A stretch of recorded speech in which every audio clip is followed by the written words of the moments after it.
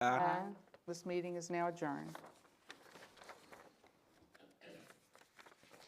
can I get you to sign these? Sure. Approved last month.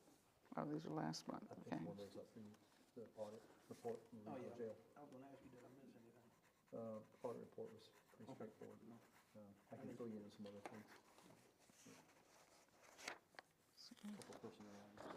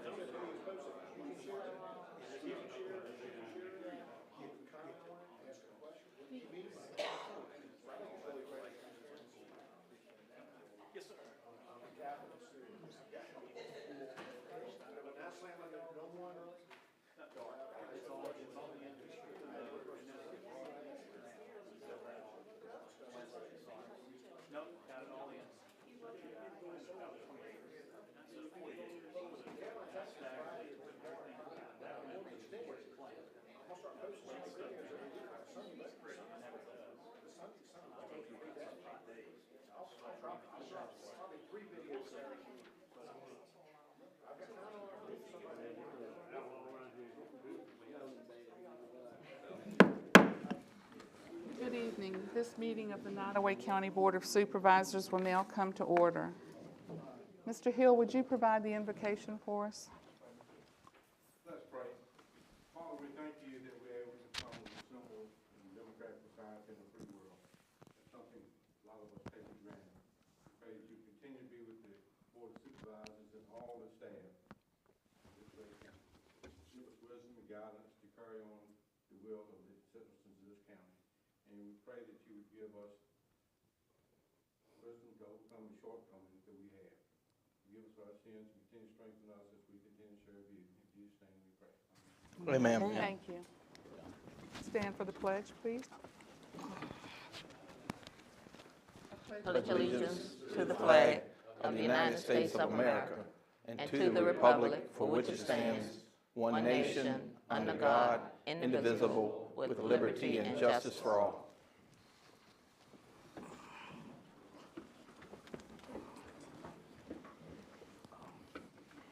Are there any amendments to tonight's agenda? Yes, ma'am, we have two. I'd like to propose adding item F3, which would be water considerations presented by the Blackstone Town Manager, Philip Van Orbeck. And then a deletion in the closed session, removing item section 2.23711A3, discussion, consideration, acquisition of real property. That item was covered at your meeting last Monday night. And is not necessary for this evening. All right, any other amendments? No, ma'am. All right, we'll need a motion to approve the agenda as presented with the amendments as noted by Mr. Costin. So moved. Second. Motion and a second. Any discussion? All in favor? Aye. Any opposed? The motion passes. The agenda is approved with the amendments as presented. Let's see, we have in our package minutes from the regular board meeting of September the 15th and special meeting August the 10th. Any corrections or revisions to the minutes? Do we have Move that we receive and adopt. All right, we have a motion. Do we have a second? Second. Any discussion? All in favor? Aye. Any opposed? The motion passes. The minutes are approved as presented and stand adopted. All right, we'll move on to delegations from the public. All the speakers at the podium will have up to 5 minutes each. Clessy Marzette.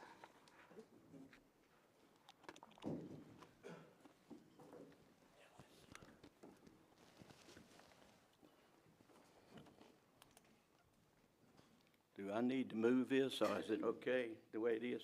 As long as it suits you, yes, sir. Yeah, okay. Some of them you have to talk right directly into, and other ones you don't. I got, you have bailiff here, or I'll get somebody to give you, each one of y'all a copy here of this. This is one of my most favorite people right here. She gave me the best FOIA return I've ever had from anybody. And one for each of the board members. And ain't nobody appreciates that to you out there and you want some information, you know. Sure. So y'all got a real good person there. So what I want to talk to you about is zoning ordinances. And I'm sorry that I got to be the one up here to tell you, but it's absolutely none of you people's fault. This is something that happened years ago. But it's because of it that right now we are having to reap what was sown back then. And me being a property owner, I've been here in the county, owned property here for 15 years over at Lee Lake. And anyway, I've got property there that I can do nothing with. And so I got to looking into the zoning history and so forth. Just a little history. I've been studying law since 1996. And I mean, like a dog with rabies, I've been studying law, so what a crazy hobby. Anyway, what happened, the Planning Commission, I'm not talking down to anybody, but just please understand I'm giving you the steps. The Planning Commission has to hear an ordinance before, or recommend your ordinances before y'all hear them. And they have to have a public hearing before they can do that. But before they can have the public hearing, they must give notice. And any of these statutes you want to know about anything I say, I'll give them to you. But, of course, I've got it in this, on that front page you got there. But in 1994, the first notice was given by the Planning Commission on December the 8th. And on December the 13th, they had the hearing. Trouble is, they didn't give but one newspaper notice. That voids everything that happens from therefore afterwards. All of the ordinances, everything that was done after that. So the ordinances that were passed in 1995 are void, all because of the notice. I've got a court case there for you that's dead on point, no guesswork. The Planning Commission in the city of Alexandria failed to give 2 notices, and the Supreme Court kicked out all the ordinances because of it. This is exactly what happened in Nottoway. Well, first thing most people are going to say is that, oh, that's been so long ago, statutes of limitations. No, I'm very passionate. That's why you see all of this. I know you think I'm Italian, but I ain't. But anyway, the notices are actually U.S. Constitution violations. And when it's a constitutional violation, there is no statute of limitations written in the Constitution. So there's no protection from statute of limitations. Now you'll find that'll be in the second case I gave you in your packet there. And there was a case in Arizona, which is the United States Supreme Court case, that points out that statutes of limitations don't apply when there's a failure in notice. So that doesn't help. There's also a case which was Town of Madison versus Carolyn W. Ford. It was 26 years old, and the only thing they did wrong was not vote according to the code. So that's how sensitive the Dillon rule is when it comes to what you guys have to do. And I know y'all weren't here, but these are things that need to be corrected. And then I want to bring it to your attention also, the minutes from that night at the meeting, when they passed 61 pages of zoning ordinances. They did that with one vote. Now, each ordinance has to have a title and a section. Each ordinance.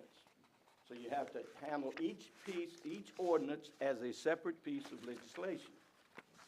They voted on the whole book with one vote, and they called it the proposed zoning ordinance. Didn't give it a title. Mr. Morissette, I'm sorry, but your time is up. Well, that means I got to keep coming back. I'm sorry. There is a provision in law, though, that I can get on the agenda and have more time. So I would like to get on the agenda for next month. You can talk to county staff about that, yes, sir. Thank you. Yeah, I just wanted to make it known in this meeting, you know. Thank you. Sonny Abbott.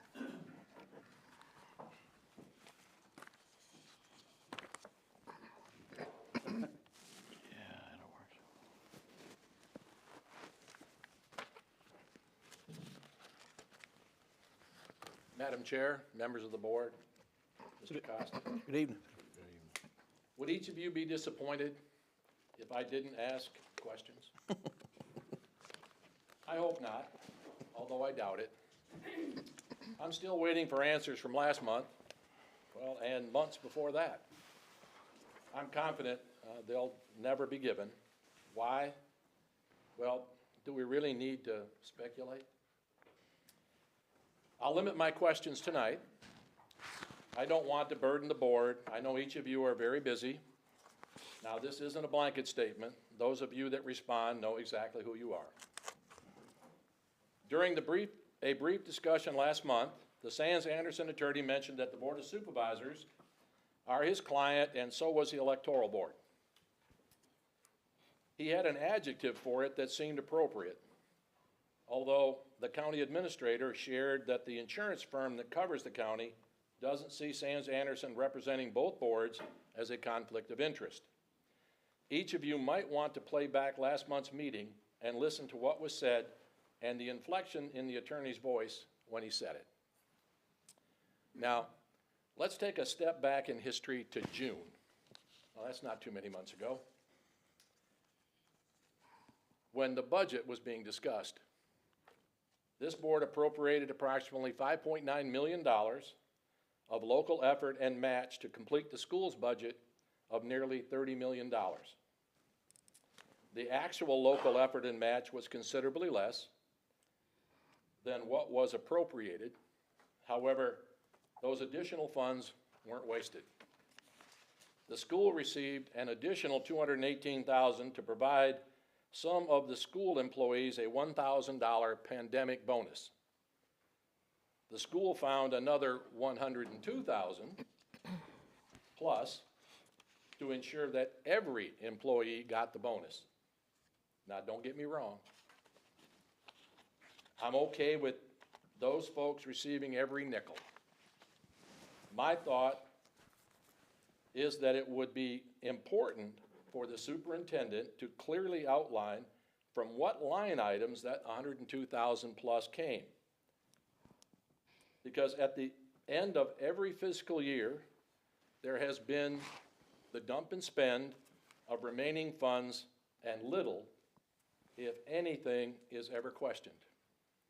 My questions: is the board's fiduciary responsibility to the school or the citizens of the county?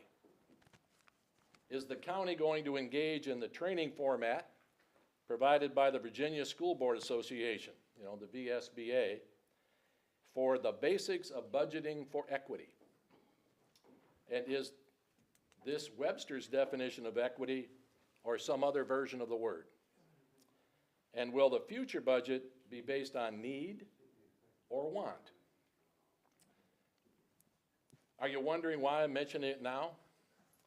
Budget season is right around the corner. The development of the next budget, if it follows the last few budgets, will be larger and even less transparent, with a true lack of verification of need or understanding why costs have grown so large. Thank you for listening. And for my final comment is a very personal note. Mr. Bowen, you, your immediate family, have my sincere condolences on the loss of your mother. Thank you, sir. May your grief be dissuaded by the memory of her life's accomplishments, and the love she brought to the Bowen family. Thank you. Very nice. Thomas Taft Taylor.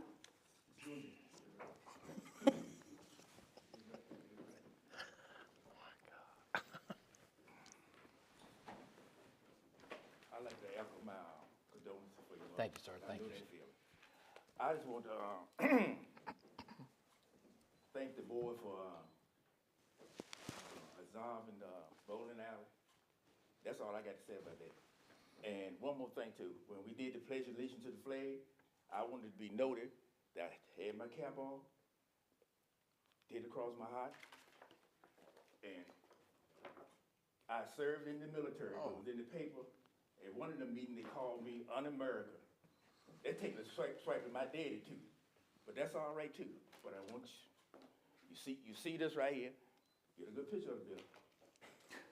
And this right here. I don't look like this no more. This is 1980. Yeah, that's right. You got jokes. Thank you. Thank you for your service, sir. Yeah, thank you for serving. That's all right. I'm gonna tell you like Colonel Benjamin Davis Jr. said, and Colin Powell said too. I love my country when my country didn't love me. Well said. Christopher Page. And one more thing, I hope Bill Outlaw is happy with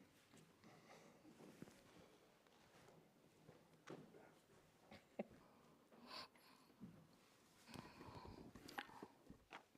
This thing always messes with me. All right, Madam Chair, board members, Administrator Costin, I didn't forget you this time. Thank you for the opportunity to speak tonight. I come before you today to speak about affordable housing in Nottoway County, or the lack thereof. As rents rise due to inflation and cost of living expenses increase, what relief options does the county provide to low and medium income families? While the county does have a program available for some citizens through a low to no cost loan program, it does not offer the citizens of Nottoway County the opportunity to apply through the county for the Federal Housing Voucher Program. The Federal Housing Voucher Program assists low to moderate income families with rent. While most counties in Virginia offer this and administer this program, Nottoway County does not. Now, I will admit that we are a pretty conservative county, but I'd like to remind you that our county accepts state and federal funding for many things used by our citizens every day. Some of those things are water lines, sidewalks, education for our children, roads, winterization programs, broadband internet, emergency communication systems, and even some citizens use federal subsidies for their farms. Not offering this program to our citizens is the equivalent of some citizens in the state, such as Richmond, being able to apply for food stamps, and citizens in Nottoway County not being able to apply for it. Whether people like the program or not, we all pay federal taxes, and this program has been offered to millions of Americans and their families for many years. Once this program is established in our county, it would give the county and the towns the ability to negotiate with developers to build affordable housing that accepts these federal vouchers. Doing so would not only provide the developer with local tax incentives, but also federal tax relief that could reduce the cost of construction up to 40%. The income from the developed building would be 80% rent guaranteed by the federal government, and the other 20% is paid by the tenant. This will help reduce the amount of evictions filed in this court, which reduces the cost of operations at the courthouse. It's for these reasons that I ask that this county to immediately seek a Department of Housing and Development director to establish and administer this program from the ground up. I request that this director be a part of any future economic and development committee that is established. As you know, prices continue to increase daily, rent rises monthly, and citizens have been deprived of the ability to apply for this program for a very long time. It's for that reason that time is of the essence for you to act. Thank you. Thank you. Madam Chair, a point of clarification. We did a housing redevelopment. I'm trying to figure out what's the difference. We did a housing redevelopment project in District 1. Can we look at that and see how this works? Somehow, Mr. Costin, can you do that and touch bases maybe with the mayors of the town too? Because normally some of those, the housing, it's like you almost like you got to take a whole block of housing to do that or something. Because there was some stipulations on that. Steps did it up in Farmville. Did they? They redid it. It's a wonderful program, and she may, Sharon Harrod may be one you want to contact and get you some information on that. Mr. Van Orbeck is Section here. 8 is part of that. Mr. Van Orbeck is here. He's got a lot of experience in that area. Okay. The county did have a program. That's, I think, what Mr. Page was referring to was the low loan rate repayment. In fact, you'll have later in the agenda a note to clear this evening. But that program has been fairly dormant in terms of the targeted area has been served. Okay, I got you. And Mr. Van Orbeck and I have been talking about how we could better use that money. Okay. Thank you, Mr. Page. Sue Yates.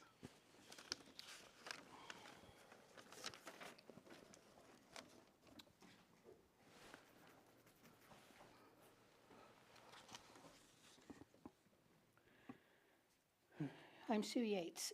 I come here tonight as a Nottoway citizen who recently went to the registrar's office to speak to Mr. Reynolds, registrar, with a 2022 election question about ballots and was met with an angry and belligerent response. The meeting turned hostile almost immediately. A subordinate was physically pushed aside as Mr. Reynolds, the registrar, pushed himself between the young lady and the counter in a physical effort to disallow the young woman to speak to me. I was appalled. I am sure that my filing of a formal complaint will be labeled racist based on Mr. Reynolds' abhorrent comments at last month's BOS public meeting. Specifically, a fornicating racist for asking Ted Costin to administratively look into this matter because, as everyone recalls, an office meeting between Secretary Tom Reynolds and electoral workers resulted in Tom Reynolds being banned from a public building by Mr. Costin, as that meeting was labeled harassing and physically aggressive, a ban which was written by Sans Anderson. As a matter of record, Mr. Costin, did you consult with Sans Anderson to have the letter written before you asked the opinion of any board member? Your letter to Mr. Reynolds stated that you had the consent of the board. When was the vote taken to give you that authority? If not, which members did you reach out to? Did any of them opine that this was an overly aggressive letter to ban the secretary of the election board from a public building? I ask because, Mr. Costin, less than 6 weeks later, you rescinded your obvious, inexperienced, and rash decision to ban Tom Reynolds. This was an unprecedented action that I believe you took without carefully weighing the consequences. Did you consider that there could be future incidents regarding a registrar who stood up in this courtroom and called the citizens of Nottoway fornicating racists? Was this money well spent to pay Sans Anderson to turn around and reverse your decision? Mr. Costin, do you and this board intend to hold Mr. Rodney Reynolds to the same standard you opposed on Mr. Tom Reynolds? Perhaps not, since Mr. Rodney Reynolds was not addressed when he chose to use the word fornicating when he described the citizens of Nottoway and its illustrious leaders fornicating racists. We all know what fornicating means. Madam Chair, where were you in all this? It was your meeting to run. Mr. Costin, this does not bode well in the public eye regarding your decision-making mentality or give us confidence in your ability to run this county. Add this to your government raises without reviews, a director of economic development without an economic plan, a part-time emergency clerk that became a full-time position, 2 high-paying positions while the median income in this county is in the $41,000 ballpark. Your contract was recently renewed. Can we withstand 2 more years of this? Nottoway taxpayers deserve better. Thank you. Robert Hawthorne Jr.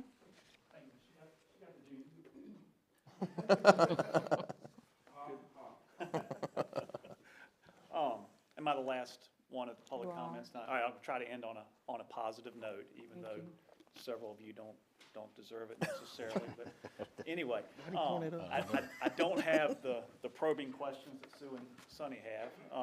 And unlike Slugger, my friend Slugger here, I'm not asking for repealing the enactment of ordinances. I'm actually, as you know, here to support the enactment of the ordinance.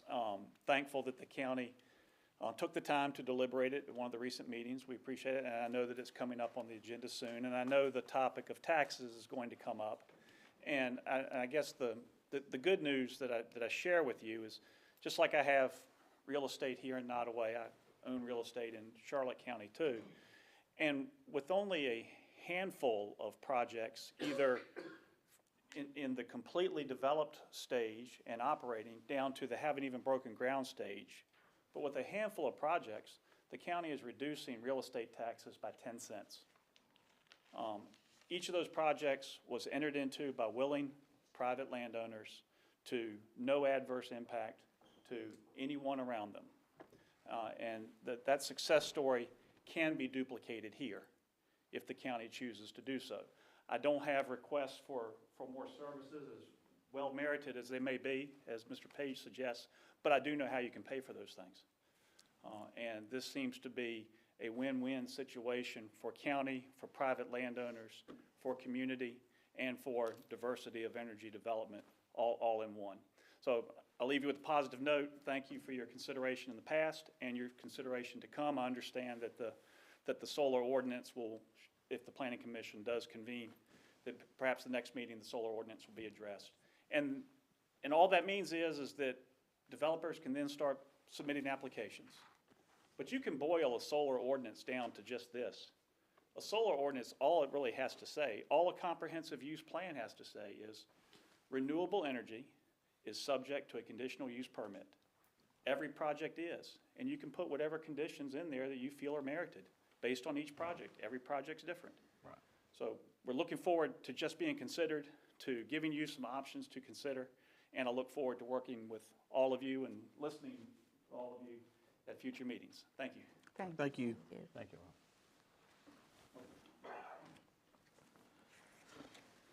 Okay, no public hearings tonight. No, ma'am. We'll move on to presentations. Mr. Costin, employee recognitions. Yes, ma'am, we have 3 in your folder for this evening. I do not believe any of these folks are here, but Willie M. Hicks with maintenance, and Arnold M. Jennings, convenience site attendant, and H. Michael McGee, convenience site attendant. They would all receive 1-year acknowledgements.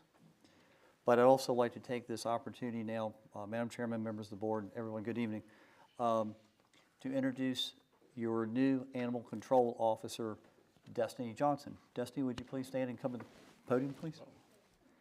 I think we ought to clap at least. Not everybody wants to do that job. Well, that's true, Mr. Bowen. Not everybody wants to do that job. Let me say this: when Ms. Seymour had to depart, we were immediately reaching out to some of the other counties to see if they could help us out. And I spoke with one very seasoned animal control officer. He says, if you get 3 applications, you're doing well. And we got 5. And we had a couple of really good folks in there. Destiny has about a year's experience in the vet tech program and several years experience as a groomer. She's very capable at handling animals. Bottom line, she loves animals. All of our applicants said that. They all love animals. But she had the skill sets that we were looking for, and we'll look forward to, she'll be starting November 1. And Destiny, anything you want to say? Nope. Thank you for the opportunity. One quick thing, though, if you would, please step forward and welcome to the county. This is your, wear it proudly. Okay. Welcome, Destiny.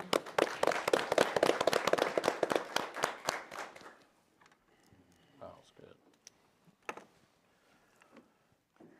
All right, so we have on the agenda an update from Fort Pickett, Lieutenant Colonel James C. Shaver Jr., I believe, Post Commander. Good evening. Good evening. Good evening. I have some presentations. If you will, this is a hard copy for each of you so you can follow along. How much time do I have, madam? Presentations have generally been unlimited, but if we could hold it to 10 o'clock, it would be nice. I could probably do this in 10 minutes. Mr. Mars, that a little bit of listening, ain't it? I see him listening. So the first, whoops, broke it already. Oh, now you got to buy that. The first thing I'll say is I don't want to assume that you are familiar with me, so I'll give you a quick introduction and background of myself. I was born in Lynchburg, and I grew up around Henrico, Chesterfield, Amelia, so I'm relatively local. So of the 52 commanders that came before me, I think not all of them have been local like me. So I own land in Nottoway County. I graduated high school in Amelia, and I'm glad to be here and proud to be part of the community. So in the military circle, we call this battlefield circulation as we go around and talk to the different communities. So Nottoway County is my first board meeting, so I appreciate the opportunity, Mr. Costin, and I look forward to working with you guys in the future. So if you look at the first slide here, this is a sample from a presentation that we give to the units that come to train at Fort Pickett. So there's probably some information here that will be obvious to you that you know, and there's probably folks in the room that have forgotten more about Fort Pickett than I have ever known. But I have been working there since 1999 in different capacities, so I have some experience. But just to give you an overview, you know now that we're down to 41,000 acres, where in 1942 we started at 46,000 acres. The other details are just things that show the units, the type of installation we are, because a lot of the Army National Guard training centers in the United States are owned and operated by the state. Fort Pickett is unique in that the Army still owns the property. So it's a facility use agreement that allows us to conduct our training and operations there. And if you look at the map real quick, you'll notice, I think, right off the bat, that the big peach-looking polygon there in the center is our dedicated impact area. So Fort Pickett is a garrison training center. Our primary mission is to train the warfighter, and that's what we do. So a third of the installation is dedicated to things that blow up in dangerous operations like that. So we don't have a lot of room for bowling alleys and movie theaters and things that you might find over at Fort Lee. So that's something that a lot of the folks that come to Fort Pickett don't realize right off the bat until they get there. The next thing I'll point out is even though that looks like a very large polygon, when you start shooting some of the weapons that we shoot there, 50 caliber machine guns, 155 millimeter artillery, it gets really small really quick with the surface danger zone. So although we have 41,000 acres, and that's not as small as some training centers, if we had more, we'd be able to do more because the weapon systems of today only get more lethal and the ranges increase all the time. And then when you talk about encroachment from spectrum interference on some of the operations that we use with communications, it gets really complex. So flip over to the next slide. And like I said, because it's a training center, I want to highlight some of the training facilities. Of note there on that picture on the right, that is United States Marine Corps Amtrak. So the Marine Corps is divesting from their armored vehicles. They're going to a more lighter expeditionary force. And a lot of the Army is doing the same thing, but this just shows you an example of some of the units to train on Fort Pickett, all of the different services in DOD and the other federal agencies. Moving down to the bottom, Mr. Vaughn, I think you might have been at our ribbon cutting for the Infantry Squad Battle Course, so glad to have you out there. I was TDY, couldn't be there. So the Infantry Squad Battle Course is something that we're proud of. It's a range that we built in-house from an existing standard range that was just a flat piece of ground. We used engineer labor and contractors to build that range from scratch, and it's a work in progress, but it gives us capability to do small unit live fire training on a scale that we can't do without this range. Before, what we were doing is going down into different training areas and down in the woods and setting up targets remotely. And it takes a lot of staff hours, and manpower is in very short supply at Fort Pickett, just like it is everywhere else. So that's a success story for us. The next slide, which would be 2 of 4, just shows you more samples of some of the training that we do. You see the Navy down in the Southwest. A lot of people don't know this, but if you look at the users of Fort Pickett and how much utilization we get, the number 2 user on Fort Pickett is the United States Navy, because the Navy doesn't own much property. They have all their stuff out there in the blue water, and their bases and stuff along the coast don't lend themselves well to live fire operations. So what we get at Fort Pickett is what we like to call the brown water Navy. It's the expeditionary folks, the ones that go in. If you think about the USS Cole and what happened over there with the terrorist attack, they have patrol boats that have to go in and out of the littoral areas, and so they do a lot of training like that at Fort Pickett. That's a unique photo in that we don't get a lot of boat operations on Fort Pickett. What they do typically is they show up and they mount their machine guns on a pintle on the back of a trailer, and it simulates being on a boat, and they will sit there and shoot about 2 to 3 times as much ammunition as your standard National Guard or Reserve component unit does. So a lot of throughput on ammunition just from the Navy alone. On average, we put about 6 million rounds downrange on Fort Pickett annually. So a lot of that noise you hear is the war fighters out there doing their business. All right, the next slide, number 3, is going to show you some more training assets there. That tower that you see on the right-hand side, that's another unique facility that we have. What we did was we found a Black Hawk helicopter fuselage up in Washington State, and we had it shipped over here in the back of an aircraft, cargo load, and we mounted it on top of this tower. And so you can actually go rappel from that helicopter, and we have a PA system that will turn on and make it sound like you're in a live helicopter. It adds realism to the training, and the unique part about that is when we're doing rappelling operations, a lot of times between the environmental conditions or maintenance of the helicopter, you will lose that asset. And that's the last thing you want to do to a soldier, sailor, Marine, to say, hey, you don't have any aircraft today, just go off the tower and pretend. So that gives it a little bit more realism. Another one that we have on here is the air assault obstacle course. What's unique about that is we have a mobile training team that comes up from Fort Benning, Georgia, from the Warrior Training Center, and they conduct schools here every year or two. And this January, they're coming up, and they're going to do air assault school and Pathfinder school right on Fort Pickett. So that is a regional training facility operation, and folks will come all over the United States to come train there for that school. It's a 2-week school. And if you have any questions, I speak quickly, so I don't mind answering those questions along the way. If you look at slide 404, right off the top there, you see the wheeled vehicle obstacle course. There's only three wheeled vehicle obstacle courses in the United States Army, and one of those is on Fort Pickett, at least in the eastern part of the country. And of the people that come and train there, we constantly get kudos on the quality of our course and the diversity of training that you get there. So this gives the operator a unique opportunity to get out there and gain confidence in his abilities or her abilities to operate that vehicle. I've driven it myself, and it looks a lot easier than it is, but once you get in the top of that vehicle, a 6-wheeled Hemet truck, and you're sitting up off the ground almost 8 feet and looking down and trying to navigate and move in between trees, it's a great experience, and these are 18-year-old, 19-year-old, 20-year-old kids coming out here doing this type of training. And there's a picture of it there on the bottom left. You see that's an FMTV. The bottom picture there, that shows our search and extraction training area. That was built with joint funds. So if you imagine like a building collapse or a chemical event, these are the folks that show up, the civil support teams, the FEMA crews. They come out and they do disaster response, and they can go in there. And when they have their exercise each year, it's pretty interesting. They'll put mannequins out there, and they use the moulage and stuff like that to make it look real, and it's pretty gruesome. It's very realistic compared to how it was in the old days. And they actually have mannequins that can squirt blood and do things like that. If you don't put the pressure on at the right time, they'll bleed out, and then you'll be a no-go at that station. So really good training. The one on the bottom right there, that sand pit, that's one of our handheld detector lanes. So you all know during the global war on terror, IEDs were the biggest threat that we had. That's kind of in the past, but it hasn't gone away completely.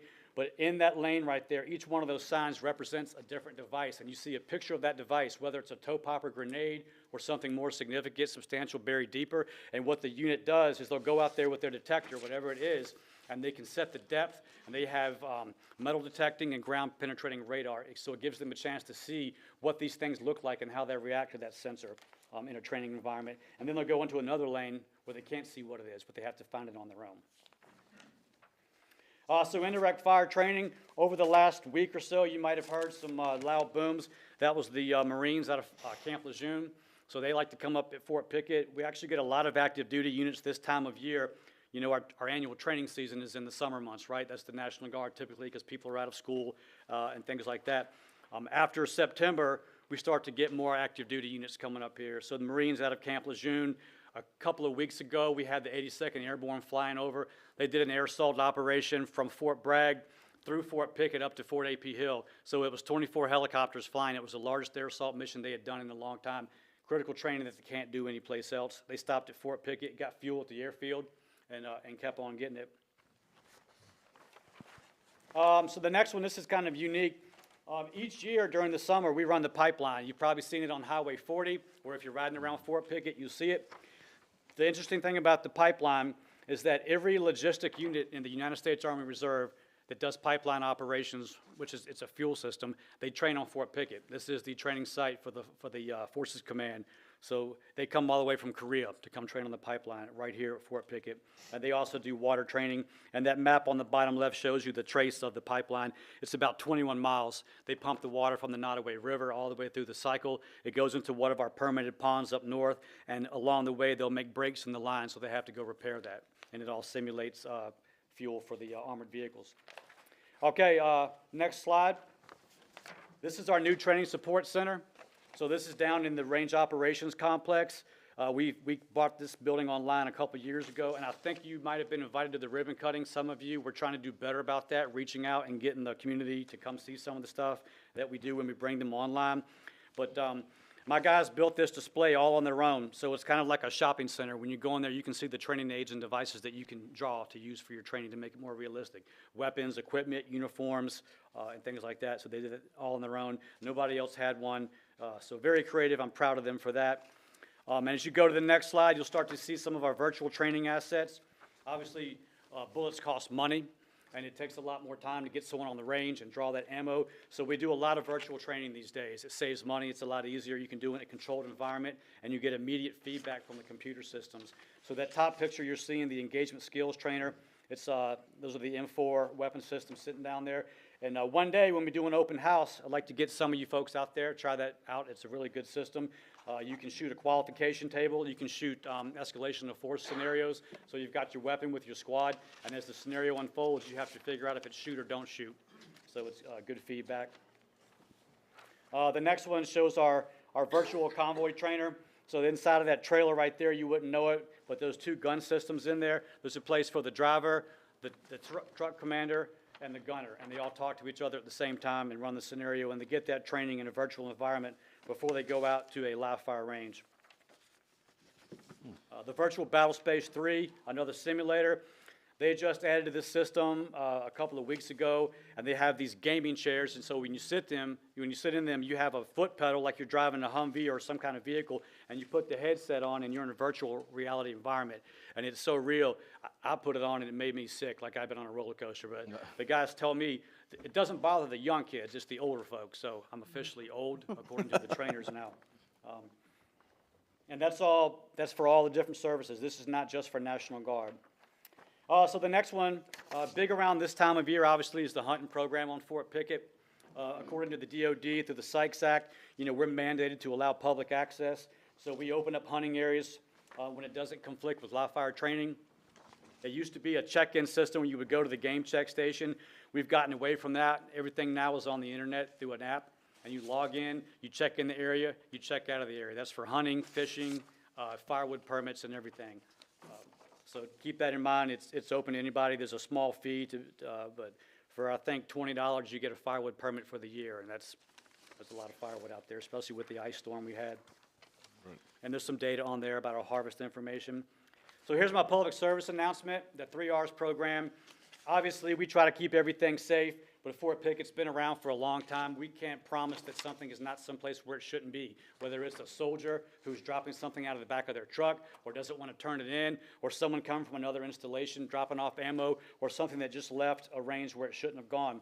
So we tell everybody, anytime you see something that you don't understand what it is, you don't identify it, recognize that, retreat and report. Call us at Range Operations or call 911 and the local law enforcement will get a hold of us. We've actually responded to a few calls out here in the community where people had things as far back from the Civil War.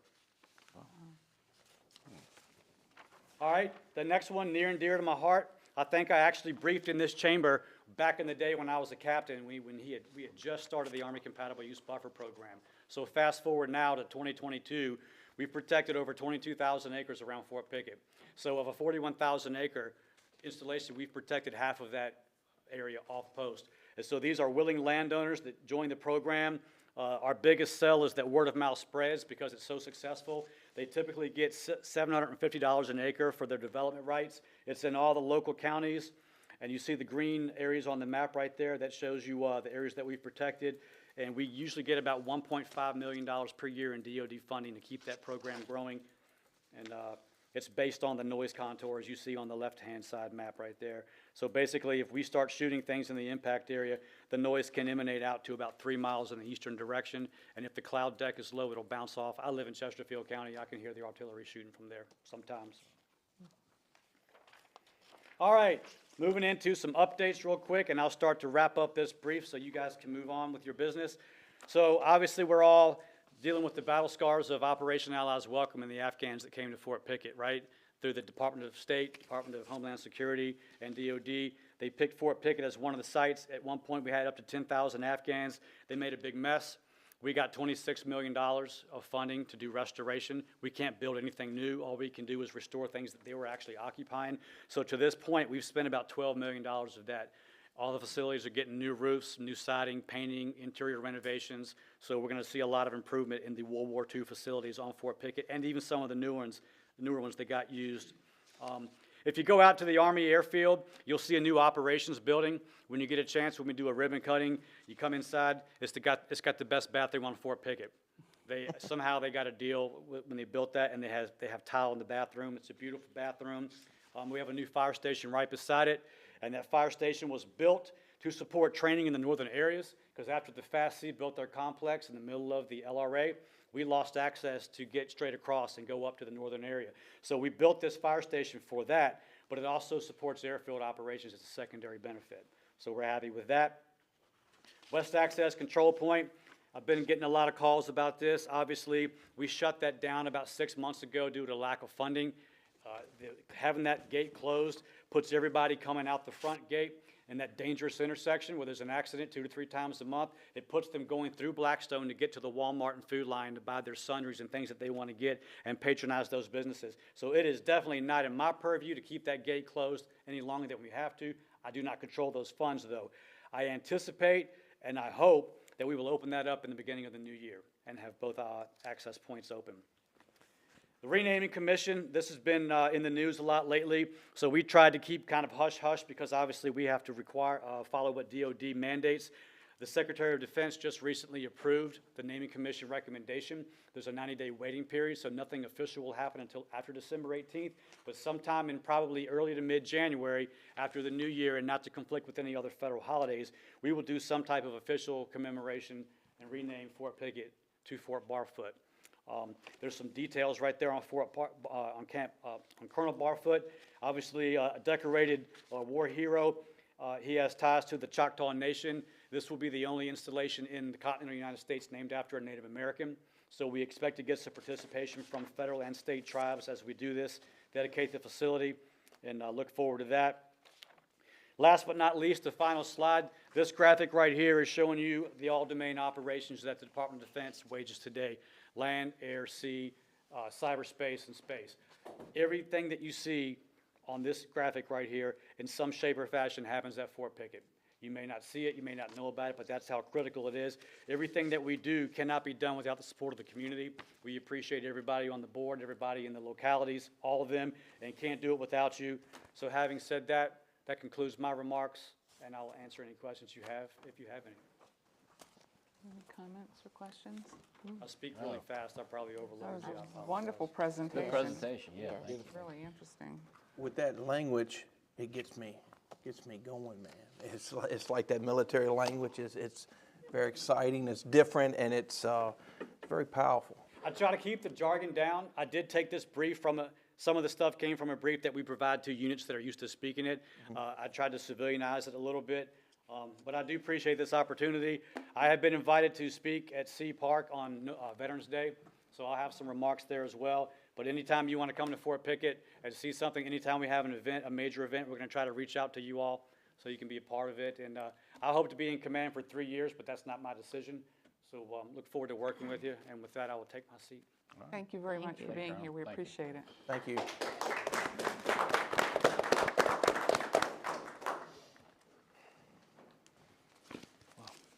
All right, next on the agenda, we have Blackstone Town Manager Philip Van Norbeek here to discuss water considerations.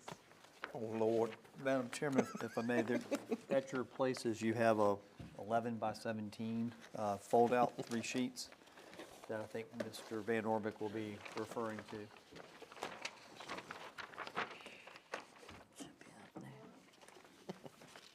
Ladies and gentlemen, as you may know, Ted Costin and I, along with Brian Welch and Jay Scudder, the interim town manager and crew, have met on a few occasions with Mrs. Simmons. We've been trying to put together what are the options for Nottoway County, and those options included purchasing water from the town of Blackstone.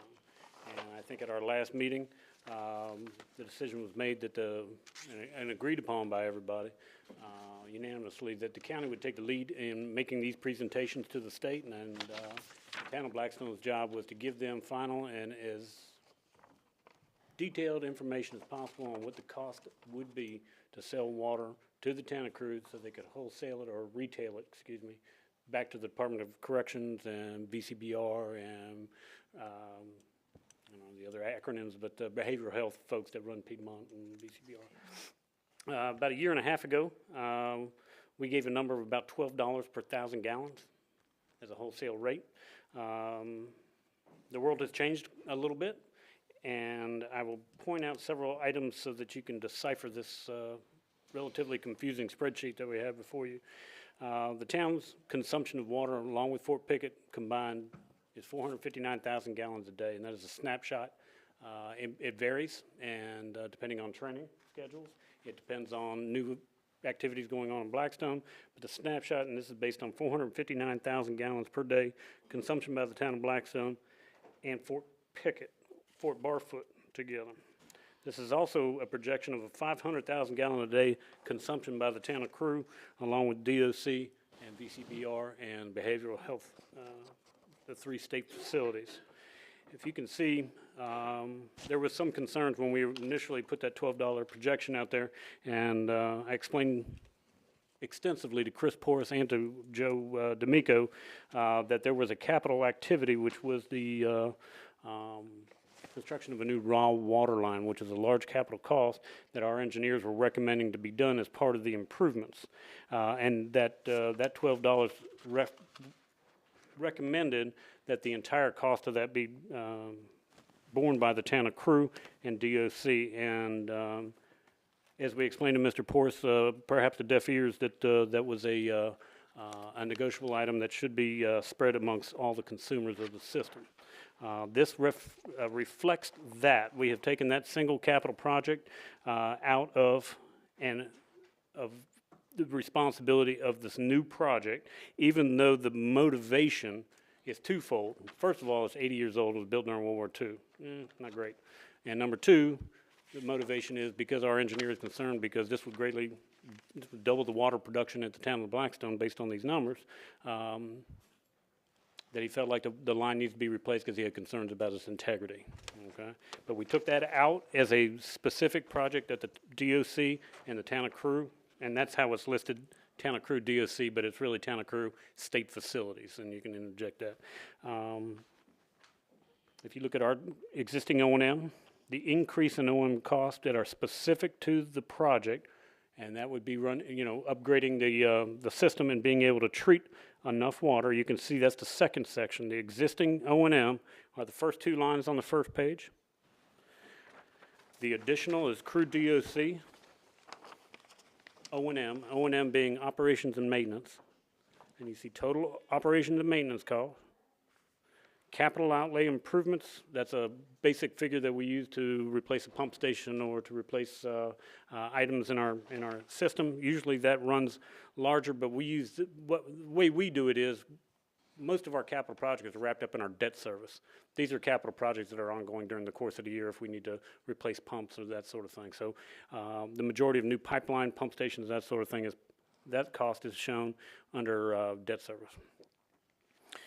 Existing debt service, as you can see, the town of Blackstone annually, and this fiscal year will pay $771,000, almost $772,000 in debt service to various lending agencies, including USDA, Virginia Resources Authority, and Hancock Whitney Bank in Mississippi.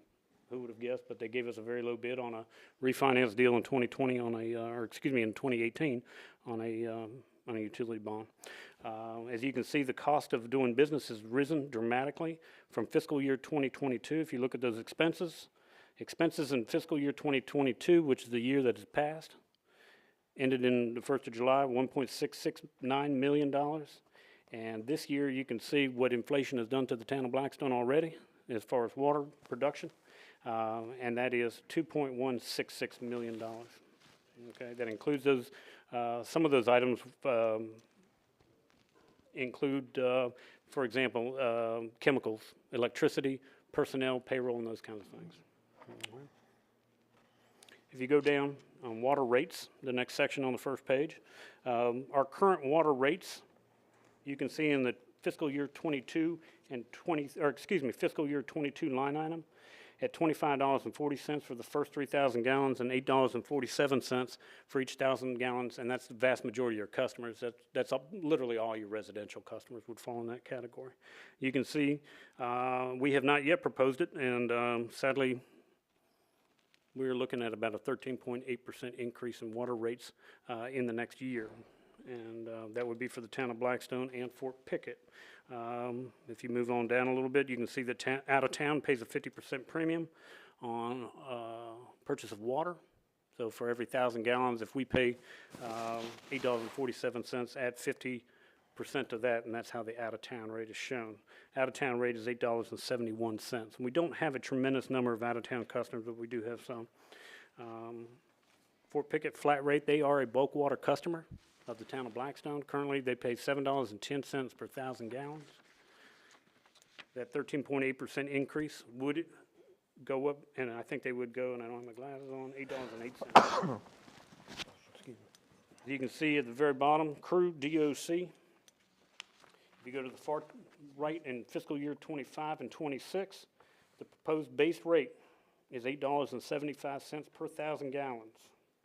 However, if you go back to the middle of the page where it says crew DOC debt service for Blackstone improvements, and I want to very clearly tell you what Blackstone improvements are. And those are not the raw water line, but they include upgrading a booster station that you guys graciously gave us a lease that we built very near the airport on 10th Street within the past couple of years, if you remember. We eliminated 2 water tanks in our system, and we replaced them with booster pumps in order to increase our chlorine contact and and shorten the number of days that water sits in our tanks. The main gate tank was taken off, and the tank on College Avenue in Blackstone was also taken off and replaced with this booster station. We have to upgrade the booster station. Literally, we're going to push another 500,000 gallons through there, so the upgrade to that pump station is required. In addition, the water line from that pump station on 10th Street and then up Military Road to the main gate has to be replaced because it is too small. And that's specific to the crew project. That is only needs to be increased in size because of that, okay? If you remember a few years ago, we laid a water line in front of where that Nottoway Commons property is. We started at the bowling alley. That does not have to be replaced. But a water line from the National Guard Armory back to Main Street down Dinwiddie Avenue has to be replaced. It has to be bigger, okay? In total, the debt service is $594,000 annually, which reflects a 4.5% over 30-year deal, and we hope that can be the number, okay? But it's $9.6 million of construction specific to the crew project, crew DOC project, $9.6 million. Now, where was that a few years ago? It was less. It really was appreciably less. But this is a snapshot of today's figures, and this is what we think is accurate, okay? So really the 3 items that are specific to crew is upgrade the booster station, water line on 10th Street and Military Road, or Military Highway, or I'm not sure what y'all call it, going to the main gate, and then skipping over the section we installed a few years ago, and then starting up at the National Guard Armory, the current Guard Armory, and running back to Main Street on Route 40 or Dinwiddie Avenue. If you go to the second page,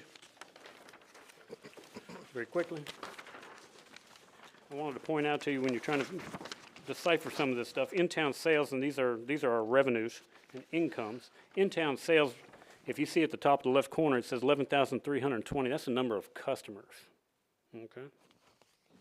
Or excuse me, those are the volumes. And 11,000 times the rate times the month actually shows us, and I apologize, that's the base 3,000 gallons, okay? And then the next 3 are the tiers that we have. Again, the same with the out-of-town rates, okay? And then you see Fort Pickett is a consumer of ours, and they consume 48 million gallons in the last 12 months, okay?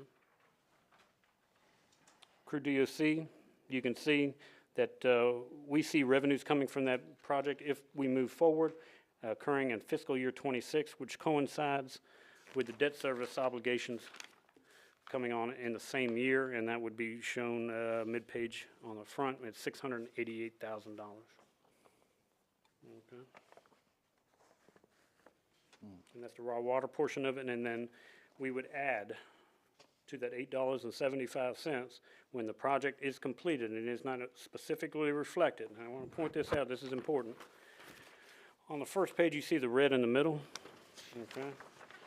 $9,671,000, that's what we just mentioned for those projects. $594,000 annually paid by Crew DOC at 4.5% over 30 years, okay? That does not show as an expense on the far right side. However, if you go to the very bottom line, and it says rate will increase by $3.26 per thousand to cover debt service of $594. So you take the $875, which is the base rate, and you add $3.26, the net result is $12.01. Okay. Now, Dr. Bugg does have some concerns, and I think we need to share them with council if we didn't the other night. One of those concerns is, and I think Dr. Bugg, who hails from South Hill, has worked with Greenville Correctional Center and Brunswick Correctional Center and Mecklenburg, getting utilities and things like that, and upgrading for the city of Lawrenceville and Emporia, all those kinds of things, Greensville Water Authority. He does have concerns, and he recommends to us that any agreement that we can work out with the town of Crew and the county and everybody else has a built-in clause that that debt service will be covered regardless of volume consumed, okay? Not the operations and maintenance, but the $594,000, which pays for those three items, that would be a guarantee that that debt service would be served, okay? Have I confused everybody? Not yet. Not yet, okay. So the debt service, would that be partially through the rates, the increase in the rate? Debt service for the raw water line is built into that $8.75. Okay, But the debt service for the additional crew-specific projects is not in that $8.75, but he is recommending a $3.26 increase. $12.01. $12.01 when that comes on. okay. So it would be built into that Get to the 12, $12.01, okay. along with the operations and maintenance. I do want to point out something that I probably didn't mention to council. A water treatment plant, if you didn't know, produces a lot of wastewater, believe it or not, because you go back flush your filters and you get all that silt and other things, and you have to produce it. By increasing this amount, we're looking at about another 97,000 gallons a day of sewer capacity being consumed in order to produce this much water.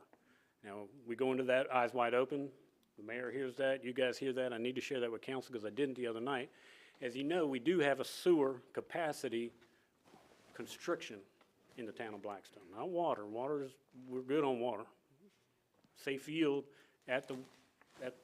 for the reservoir is 9 million gallons a day. 9 million. The safe yield, what we're doing and what we're talking about would take it up to 5 million gallons. The raw water and the pump upgrades, okay? So the water's not the issue.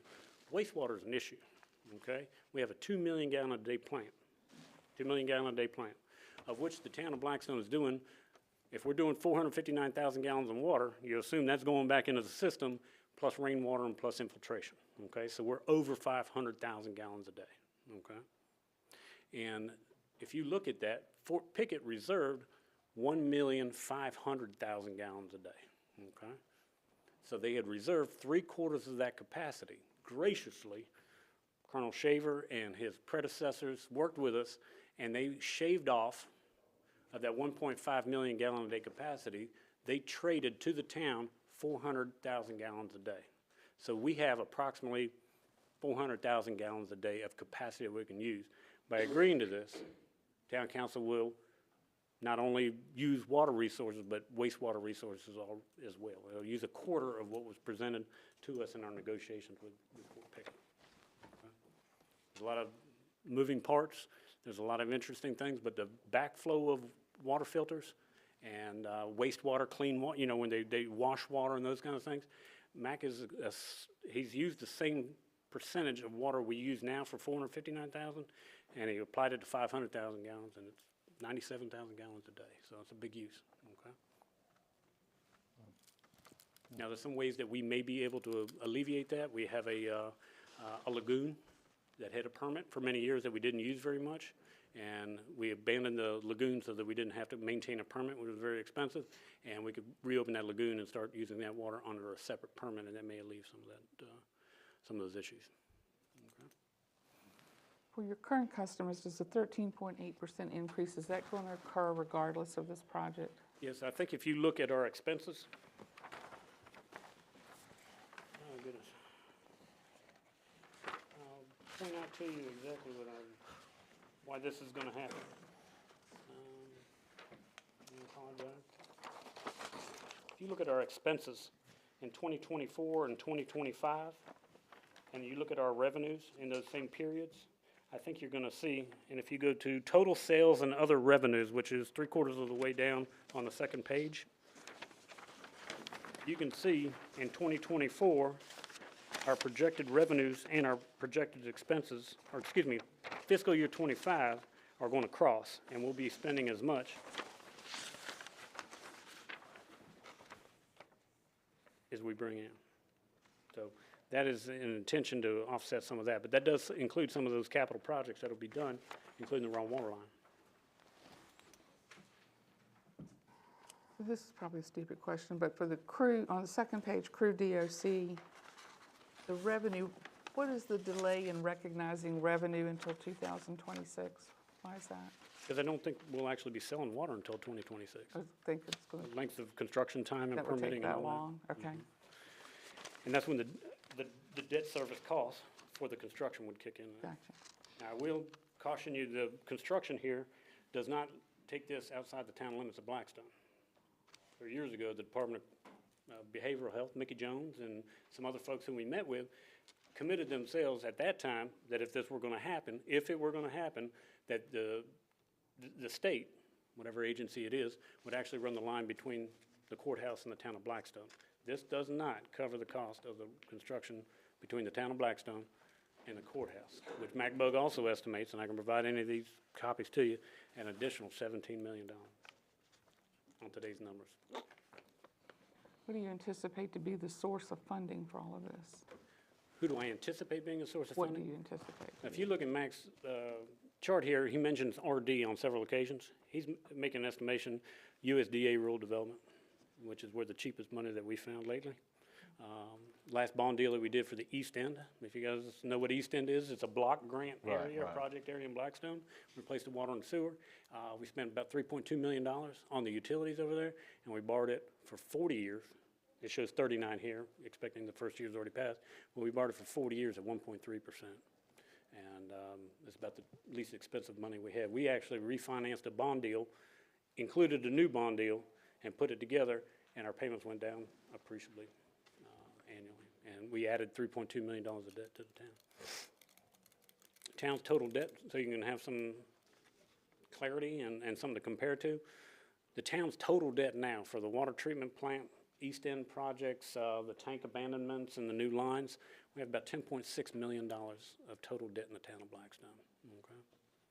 We've paid off the medical center, we've paid off 3 or 4 utility bonds since I've been here, but the town has principal about $10.6 million plus interest on those deals. Okay. That gives you a comparison of what the portion of what we have to do with crew. But those projects were done probably at less cost per foot or per unit cost. So I'm here to answer questions. I know if I've confused you, I apologize, but I bounced around a little bit. Information.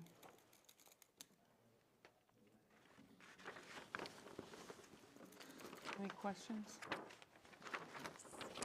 Just got to digest first.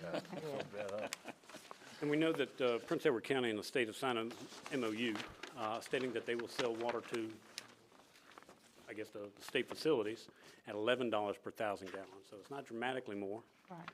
but it doesn't take into account the town of Crew for their wheeling cost to move the water through their system and keep them as customers. So it would be more, I suspect, obviously $12.01 is more than 11 cents.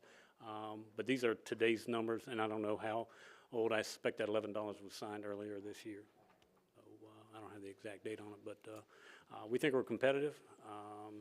But we just can't chase our tails trying to get our rate below Prince Edward to compete. Right. Okay? Right. Because I don't think that $11 represents a representative share of their $80+ million project. But it also keeps the revenue in the county. It keeps the revenue in the county, it does that. Yeah. Right. So I think we need to give you a number, give Ted a number, give Town of Crew number, Helena number, and say, this is what we can do it for on today's construction cost, based on 500,000 gallons a day, and that number will increase some, okay? I dare say it'll increase, and if you look at the estimations of what the facilities plus the Town of Crew are gonna do, it's gonna exceed this 500,000 gallons. And I think the facilities actually had a 30-year projection, almost 1 million gallons of water. And so instead of trying to go back and forth and we're lower, you're lower, this is what it's gonna cost. This is what Mac Bug, who has been our engineer for 27 years or 28 years, believes. He knows our system. I know Mac. I've hired him in Amelia. I've hired him here. He's knowledgeable, and I believe what he says. And I'm comfortable with the numbers. Okay. Question? Thank you so much. Yeah, thank you, Philip. Appreciate it, man. Thank you, Phil.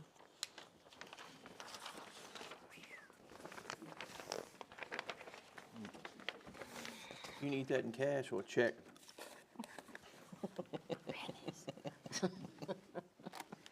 All right, we're going to move on. We have two departmental reports. Thank you, Philip. Thank you, Thank you, Philip. We have a variety in our package. I think, I know we have Diana Bryant, Assistant Residency Administrator with Virginia Department of Transportation. Good evening, Madam Chairman, members of the board. Good evening. Mr. Constant. I do have some updates for you on several projects going on in the county. Well, I don't know if they've started yet, but they were supposed to start either this week or next week with life cycle sign replacements on the Route 460 corridor throughout Nottoway County. They're going to be replacing about 600, a little over 600 signs, so you should see that going on, and I think the completion date is going to be in December for that. We're also going to be replacing the stoplights in the Town of Crew at the Route 460 and the Falls Road and at Carter Street. And that should be starting probably within the next couple of months. As soon as I get a closer date to that, I will send you an email and let you know for sure. We had a traffic engineering review on the Rural Rustic project on High Point Road, and the recommendation for that road was to reduce the speed. The statutory speed limit for rural rustic roads is 35 miles an hour. And because this road is so short and it has several sharp curves, I think I sent you some information earlier, the recommendation was to reduce the speed to 25 miles an hour. And that way you don't have extreme signs for curves and the speed limit and the short distance of the road. I think it makes sense to approve the 25 mile an hour recommendation. So we do need a discussion and approval from the board to be able to move that to the local police department and state police for approval. Do you need that tonight? You need that motion tonight? Well, if you've discussed it, or you can send it, I just wanted to bring that before. Where is it at, Diana? It's High Point Road, Route 670, off of 460. The road is about 0.4 mile long. Yeah. This is one that just got hard surface Yes. in about Just the last 6-7 months. Yeah. Yes. Okay. That pavement, I actually rode out there the other day. Take a look at it. Did it look like pavement? Oh, yeah. They did a good job. So, It's a dead-end road. if I may, Madam It Chair, is, so, yeah. so what you're saying is because of the shortness and how quickly the curves come up, rather than sign a curve, sign a curve, sign a curve, that, all that can be avoided if it's just dropped down to 25 miles an hour. Yes. That's the recommendation from our traffic engineering section, yes.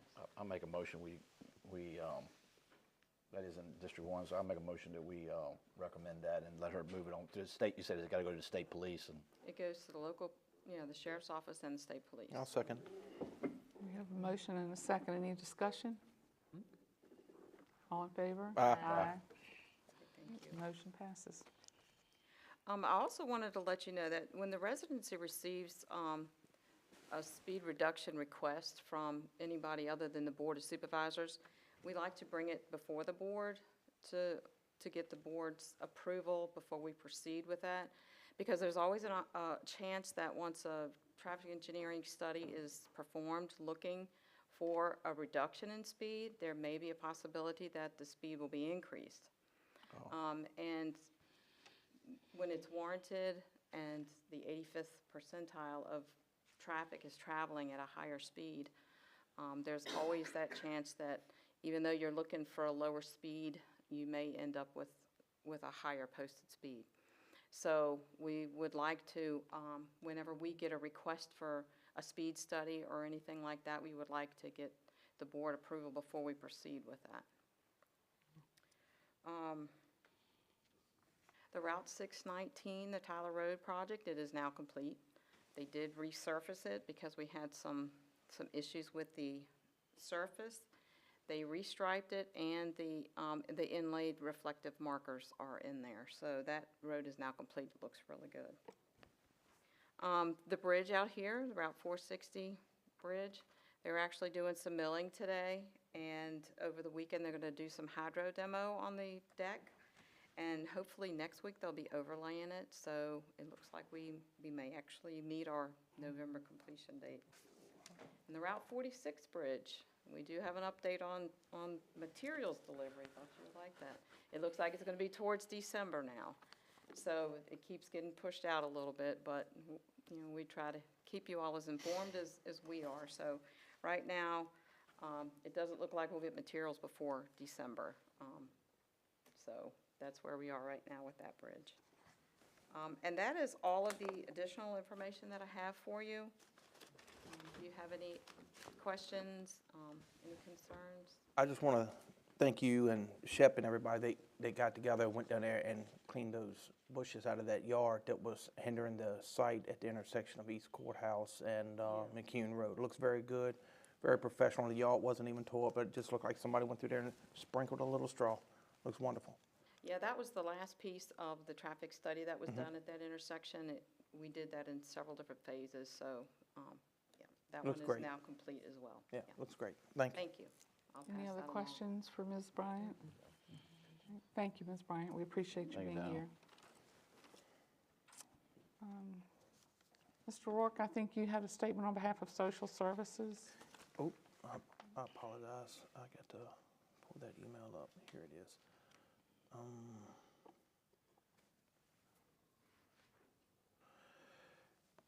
Yes, ma'am.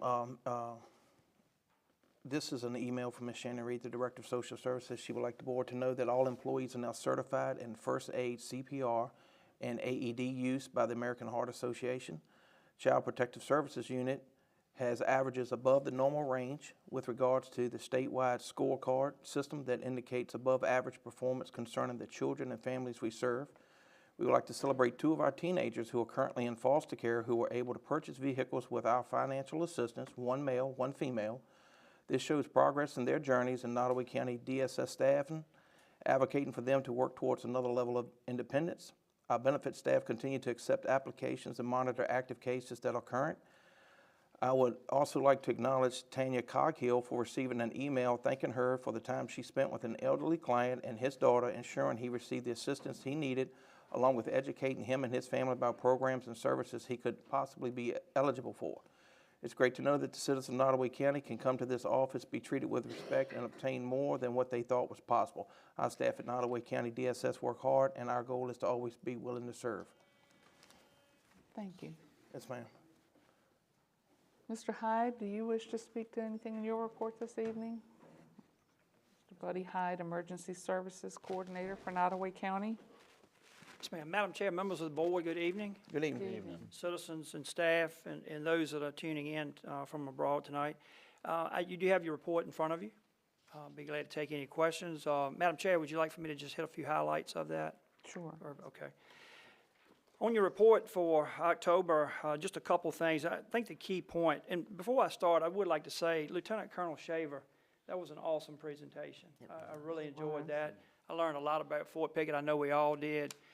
Fort Pickett is a true treasure. It really is. My grandfather would love to hear that story. He actually was part of building the barracks in the 40s.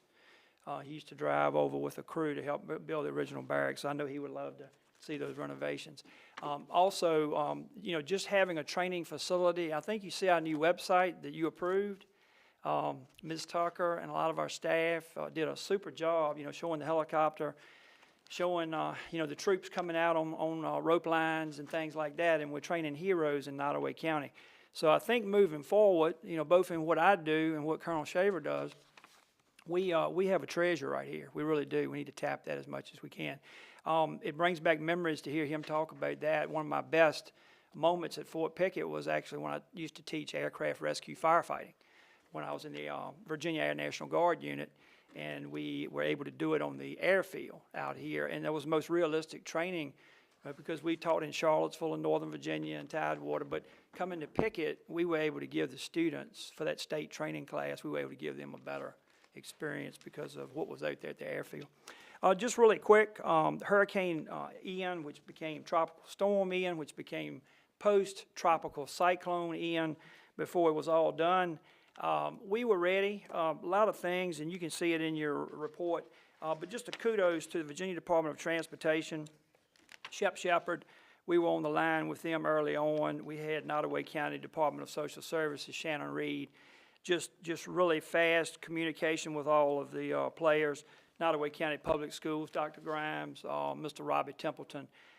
All of us were part of a team, and we just were all communicating. And we're using high tech. We text, we email.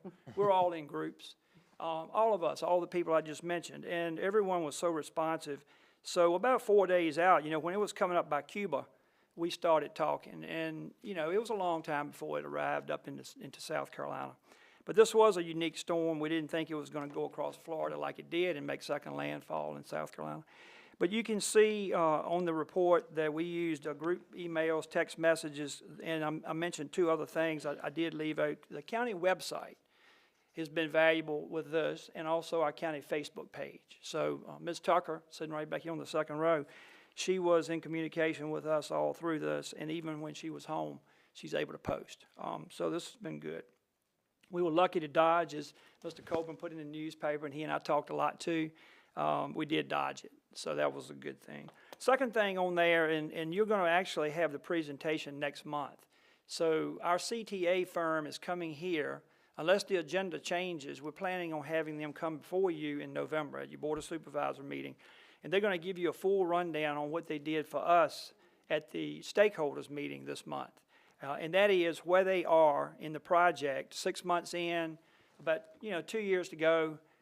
But we're at a point where we're ready to write a request for proposal. And so they're going to be going over that with you so you can have question and answer period.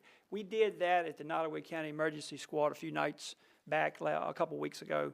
And that was our stakeholders meeting for the people that actually push the button on the radios and talk on. And by doing that, they were able to bring out their concerns. Now, one thing we did do, and you've probably heard this already, we are going to have a paging system for our volunteers, and we talked about that in the very beginning.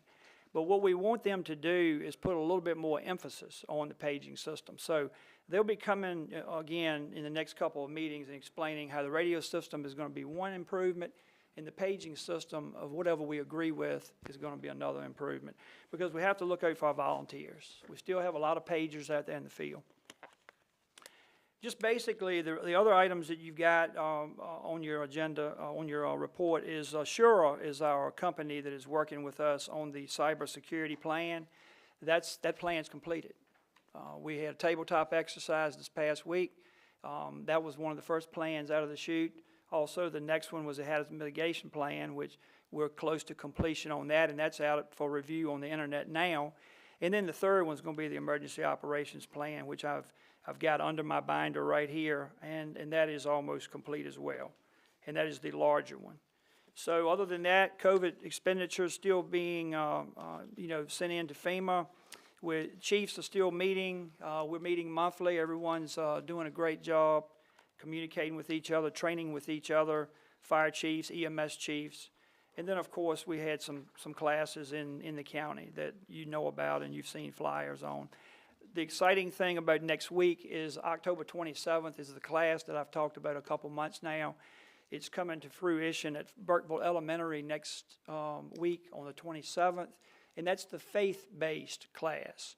It's called Mobilizing Faith-Based Organizations in a Disaster. And what we're doing with all of our churches in Nottoway County, the ones that are participating so far, is building that team. and so that they will be able to go ahead and take care of things like water distribution, food distribution, helping social services with any kind of shelter activities we may have and anything like that. So we really want to tap our faith-based community and our civic groups, and so they're all coming to the table. And we've been meeting about 4 or 5 months now. So with that, other than the grants being written, I think we're in 5 grants right now. We hope we can be successful with those. We'll be coming to you to let you know if it's good news. And other than that, I'm here to answer any questions you may have. Any questions for Mr. Hyde this evening? No. Thank you, Mr. Hyde. We appreciate it. Thank you. Are there any other departmental representatives here this evening? Madam Chairman, if I may, just under Mr. Zoni's report, he has attached the status report from the CRC regarding the comprehensive plan. And earlier this evening, I made a notation. Mr. Hawthorne confused one of his descriptors. What is before the Planning Commission remains the comprehensive plan language for the solar. The ordinance is still on hold. So I don't want anyone to think that the next Planning Commission meeting is going to be a solar ordinance-focused meeting. It's looking at that language with the comprehensive plan. Mr. Zodi is at a professional development conference, and that's why he is not here this evening. Be happy to take any questions. Madam Chair, just a comment, and that's a good point, Mr. Costin. When this comprehensive plan, when we approve this comprehensive plan, I don't want solar to overshadow everything. It's a lot of information, that comprehensive plan as far as economic development and things like that. So just keep that in mind too, because I know that, sometimes we get stuck on the hot topic issues, but that plan has got a lot of information that we went over, and we really need to study and make sure we're on the same sheet of music. Thank you. Someone asked me about it today, about the status. So according to this, we're looking at finalizing a draft plan on October 28th. Is that correct? That's what it says. That just be scheduled for, yes. Mm-hmm. So we close. We close, Close. yeah. Good. Madam Chair, there's a couple of things that I'd like to touch base on, if we could, please. While we're talking about Greg's, I'd like to see if because I spoke with Greg and I spoke with Mr. Costin this morning, I'd like to see if we can get a consensus of this board to allow Greg and Ted to draft a committee structure for board review and adoption to form a new EDC. We had mentioned this before earlier in the year, and I'm not speaking for Greg, but as I understand it, he wants to do this as well.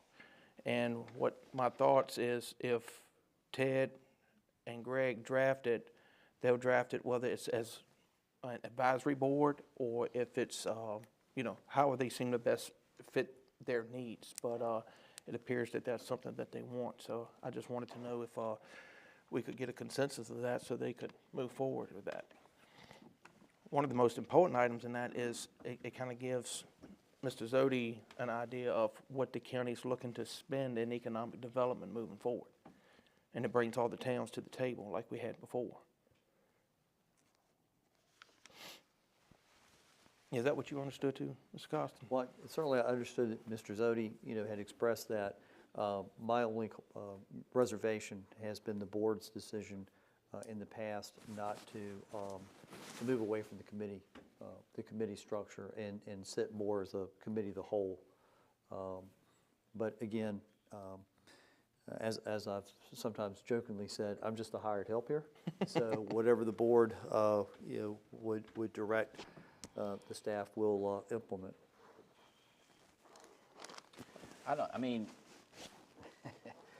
You know who the guy that put the motion about committee is me, but I don't want to do anything if we're hindering economic development somewhat. My only reservations is when we develop this board, this board here is very responsible for the funding, our general fund, raising taxes, for the county. So whatever we develop, I just don't want to lose control of what this board is responsible for. Right. You with me? Oh, yeah. But I mean, I'm all about working with the towns and what we gotta do, because I want economic development, I get it. But that's something that I just, and when we form the board, how, you know, it could be the whole board here and some people from the town, you know, but Right. we'll have to figure that out. But And that's what I was thinking, they may. I'm all about it, them- John, I'm all right about Yeah, it. them two can put their heads together and maybe come up with several different options, and, you know, we Right. compare apples to apples and see what's best for the county as a whole moving forward. That's right. We'll take that as a task. One back the other way. Oh, and the Madam Chair, it was something, I probably could, on G2, there was, it's on the solid waste. Mr. Costin, it was on 9/1 and 9/22. And it's just because I've never heard this before, I'm sure it's normal practice, where it says it was sent to ABC Recycling. Some weight that came in, it was roughly about 39 tons between those 2 days. Is that something that we are incurring a cost with, or is that something that we're losing revenue on when it's sent out? My understanding is that is the metal that's brought in, and we are being paid for that metal. Okay, all right. That works a little bit better than the tires. Right. Which we have to pay to have hauled out. Okay. Okay, yeah, because when I just saw the negative notation on it, I wasn't sure what it was, and I'm sure you guys looked at it, but just for the people at home, in August, our building inspector, and with the permits and everything, we had over $900,000, and September was $4.7 million, and the value of those permits was $31,000. I mean, the county, I just thought that was a good point to make mention of. I mean, as sometimes things appear to be stagnant, I mean, it's not manufacturing, it's not a lot of things that we would like to see, but it is some things moving forward. And then the last thing I had was on G4, the animal control. And I'm not trying to get in front of anybody here, I'm just wondering, should we be inquiring about the fees that they are able to, like pickup fees, boarding fees, adoption fees, and stuff like that? Should we be inquiring to make sure that, number one, that we're in line, and that we are also recovering costs where necessary? You know, like I said, adoption fees, I know you want to keep low, but the other fees where we're actually incurring costs they can offset, like when was the last time that was revisited? Should we be looking at what other counties are doing? Just kind of make sure that we're in line. We'd be happy to do that. Yeah. I'd like to go back for, if I could, to the solid waste item. Yes, sir. That's actually reducing the tonnage. Right. That's showing that negative. Right. Is reducing the tonnage. Yeah, and see, I didn't know if we were incurring costs moving it out, or if we was, even though we reduce it, are we getting? I believe we're getting paid for the white goods, any metal that's dropped off there. But that's good. We get paid. That's good. Okay, I just didn't understand it, and I just wanted to.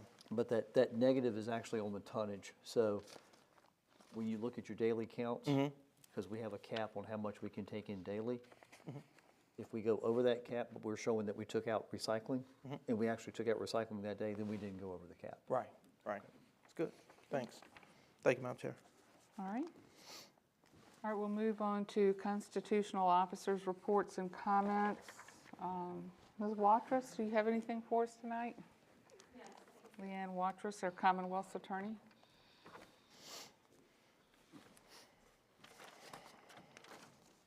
Madam Chair, members of the board, Mr. Costin, good evening. Hello. Good evening. I believe a letter I wrote has been shared with the board, but I'd like to talk about my request and the background for it a little bit.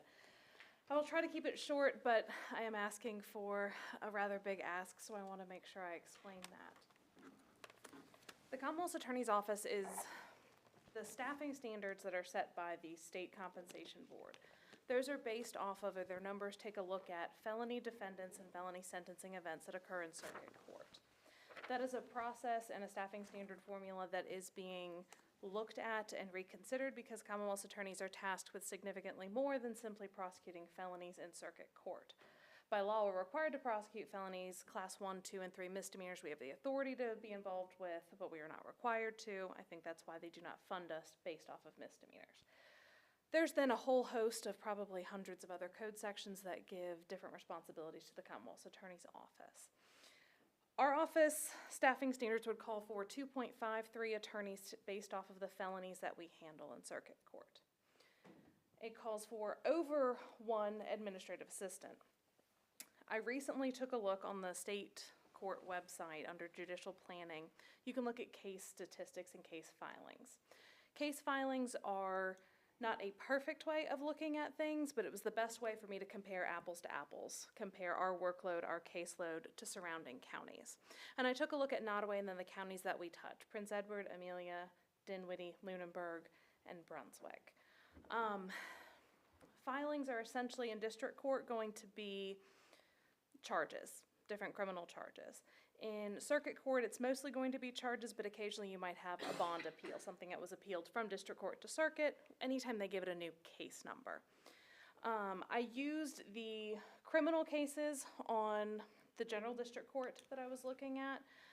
We do some traffic. In fact, with all of the increased dangers that we're seeing on the road, we're getting back involved in any reckless by speed over 90 miles an hour. We've seen too much death and destruction as a result of that. So some of the traffic numbers aren't included. I actually missed that the traffic felonies had their own line, so those aren't included.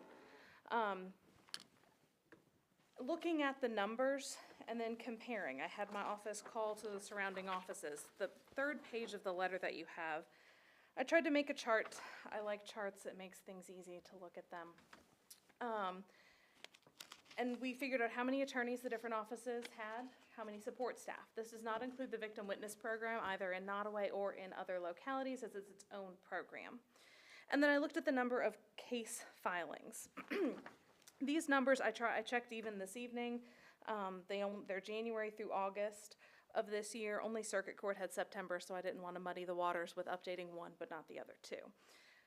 This would show that per support staff of all the surrounding counties, we are grossly out of line with everyone else. We had 913 of these filings per support staff. The next closest was 501 in Amelia.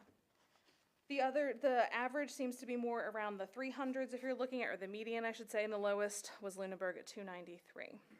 You'll also see that we were the second highest with regards to filings per attorney. This is based off of funded positions. I have below that two other graphs. One would be if the county were to authorize funding for one additional support staff, and then additional support staff and an additional attorney. The colors, I didn't put a graph or an index on there. I should have. I think they're rather self-explanatory. Red is the highest for that. Yellow is second highest, and green is the lowest. Even if we had another support staff position in my office, those support individuals will still be doing more work than the support staff in most other Commonwealth attorneys' offices in surrounding counties. It is the workload right now, due to the increased case filings, and they've gone up around the state. Due to that, and then the changes in the laws from the General Assembly that particularly deal with procedure in criminal cases. We've had an increase in the number of juries set. Juries take significantly more work to prepare for than your average case. There have been changes in discovery rules. The level that we are at with the staffing we are at is unsustainable for the office to continue prosecuting misdemeanors. I believe the citizens of this county deserve representation in misdemeanors. They need it. I think that's what helps keep some folks and some felonies from occurring. If you catch folks when they're at the misdemeanor level, maybe you can set them on a better path. But it's simply not doable. It's not sustainable. I am happy to work lots and lots, and I have for many years. In fact, last week was the first time I've taken a full week off for a vacation since coming to Nottoway in 2016. But even working late hours and weekends, it's not sustainable. And so I'm asking the board to consider looking at what it might take to have funding for an additional support staff, a little more funding for the support staff's position as it is, given all of the work that they're doing, and then an additional attorney. And I'm happy to answer any questions, provide any statistics and supporting documentation I can. So let me, Madam Chair, if you don't mind, just break down, if you would, real quick for me. So you're saying 2.5 is what they recommend. For the felonies. And I know the formula's, right, okay.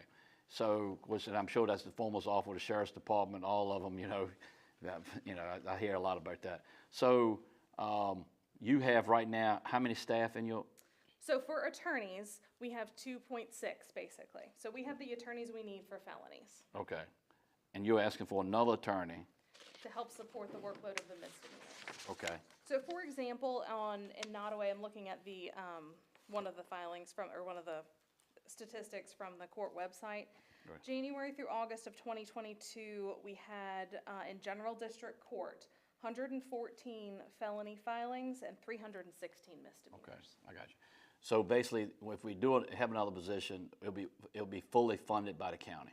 Correct. Okay. The compensation board would not be doing that. Compensation Now, board will not kick in on it. I would encourage the county to join me, to help me, to work with me, to see if the state might fund that position based off of the fact that we have VCBR, the only facility for civilly committed sexually violent predators in the state, and the additional That's a work good that point. brings. I think that we should, as a Yeah. county, hopefully as a collective, go to the General Assembly and ask them to fund an attorney position because they put that facility here and we're the only one with one of them.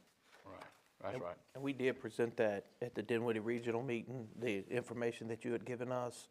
They took a lot of what we took down there. If you look at what their VACO was presenting, most of it came out of Nottoway's mouth down there that night. Madam Chairman, if I may, to Mr. Rourke's point, and yeah, in fact, I believe, Ms. Waters, you actually wrote a letter that we took into the VACO, that was the regional meeting that we had, and you actually wrote a letter, which we did share with the group. And that's the comprehensive plans have been very difficult to be fulfilled. The state has been great at setting the standard, but lousy at, providing the money to meet the standard. So on that point, I was going to save this for my report. Is the board willing to pursue again, as we attempted last year, to see if our delegate and a senator would be willing to come to either the November meeting or the December meeting and kind of, give us that here's what we think is going to happen, but also let them hear from you all, this is what we need to have happen. Yes, sir. That's right. All right, I'll pursue that. Might need to be a work session or something. I'm not saying a meet. I don't know. Yeah. Look, let me. We'll talk about that. We'll pursue it. See, the state, when VCBR was built, now they did give $100,000 to Piedmont Regional Jail, I think. So what you're basically saying, you're kind of following that same suit a little bit as your argument. And to me, it's important. I know a lot of times that it might be lost on individuals in the community, but because they're saying they're already in a secure facility, why do we care if they're committing crimes? Well, these are the sexually violent predators. They're essentially the worst of the worst sex offenders we have in the state. If they are unable to follow the basic laws, and some of the things that we prosecute are often indecent exposure, if they're unable to follow that in a facility with doctors and medications and counseling, what's going to happen when they get out? My concern is trying to protect everyone, particularly young children around the state, from these sexually violent predators. So if we prosecute them there, that is assisting with that. Yeah, and see, currently I think there's 13 of them in Piedmont Regional Jail right now, and see, they can go and obtain warrants on each other. And the majority of the time, I think most of them is misdemeanors. We don't actually see very many warrants of them obtaining on each other. VCBR Okay. has investigators that bring a small percentage of the crimes that even occur at VCBR to my office. Another important part that I have been told from one of the investigators, from one of the doctors there or psychologists there, is that it's actually an important part of their treatment. To face appropriate consequences for their actions. So it's not only the protection of community, but also if we hope to rehabilitate them, it is an important part of their treatment, which is where I think the state should put forth some funding to assist in the prosecution. They will assist in the housing at the jail. I think it's appropriate request from the state from that standpoint. Mr. Cost, what do you think about this? Are you aware of the walkthrough? When is that at VCBR? That's next week, ain't it? It's next week. It's one day next week. Some of the regional jail board has been invited to do a walkthrough at VCBR tour. Want to go rub some elbows?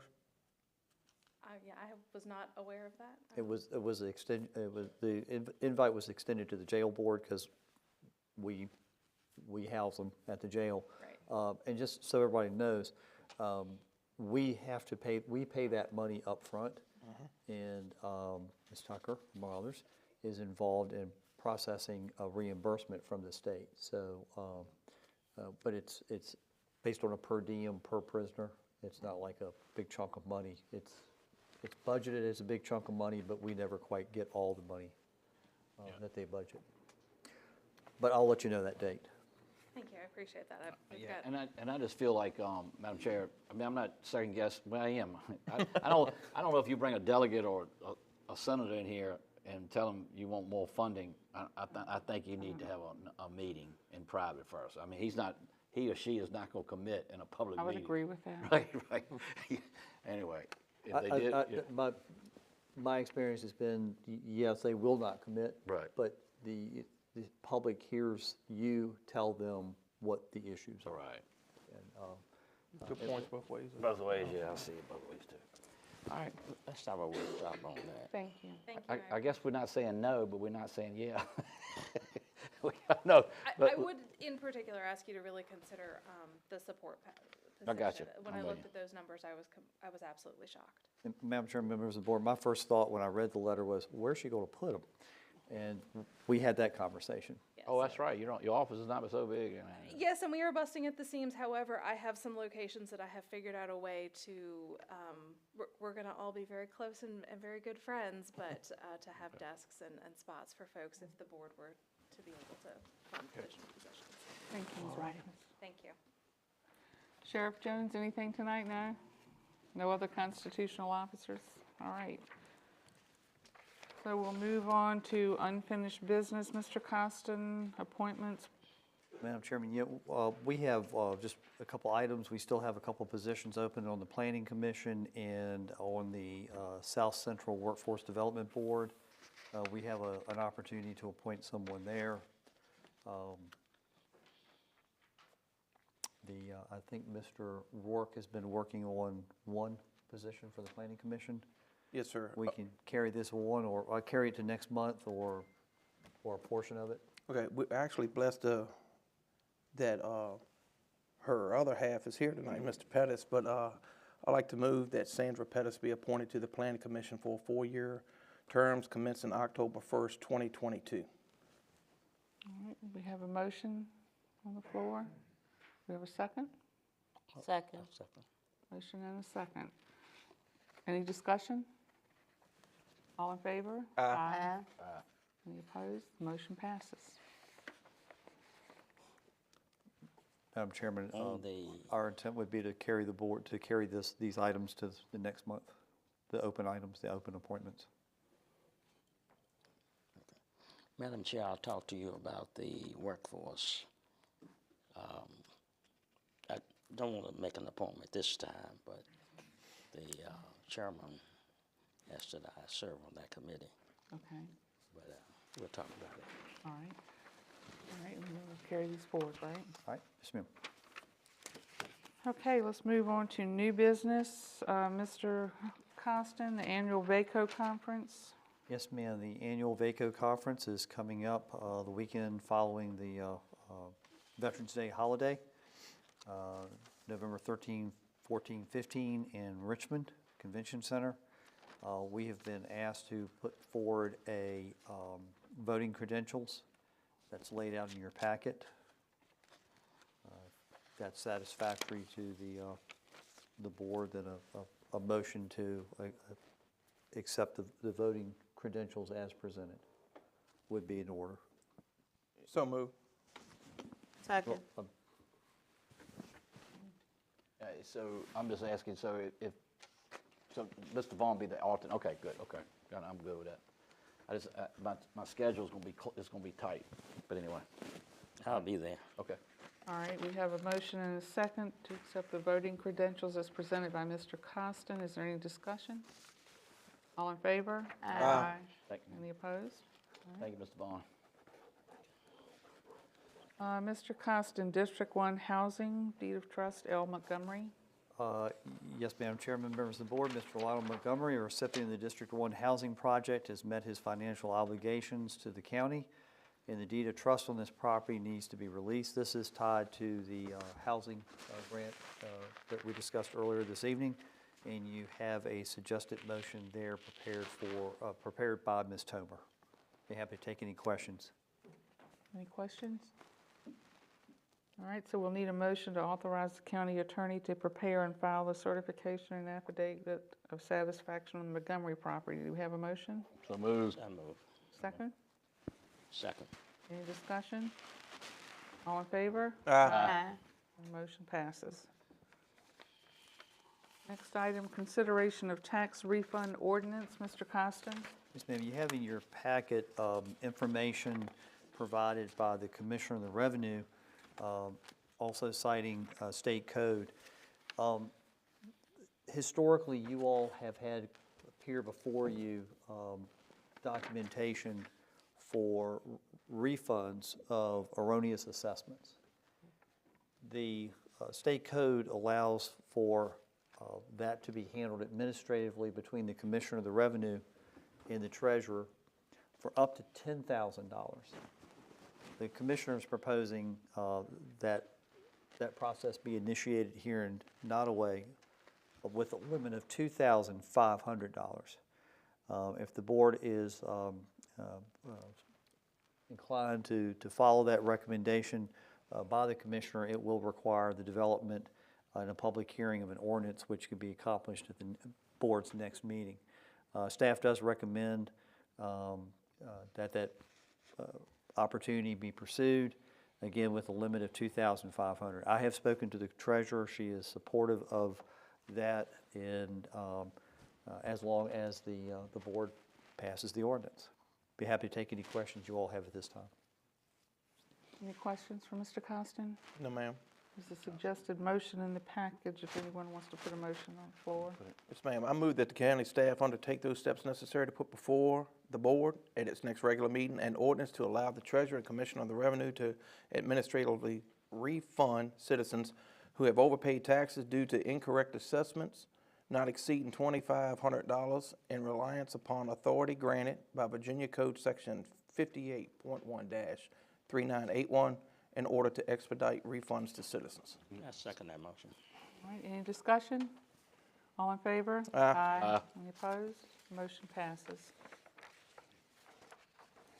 Next item, Resolution Virginia 250 Commission. Yes, Madam Chairman, members of the board, in just 4 short years, the United States of America will turn 250 years old.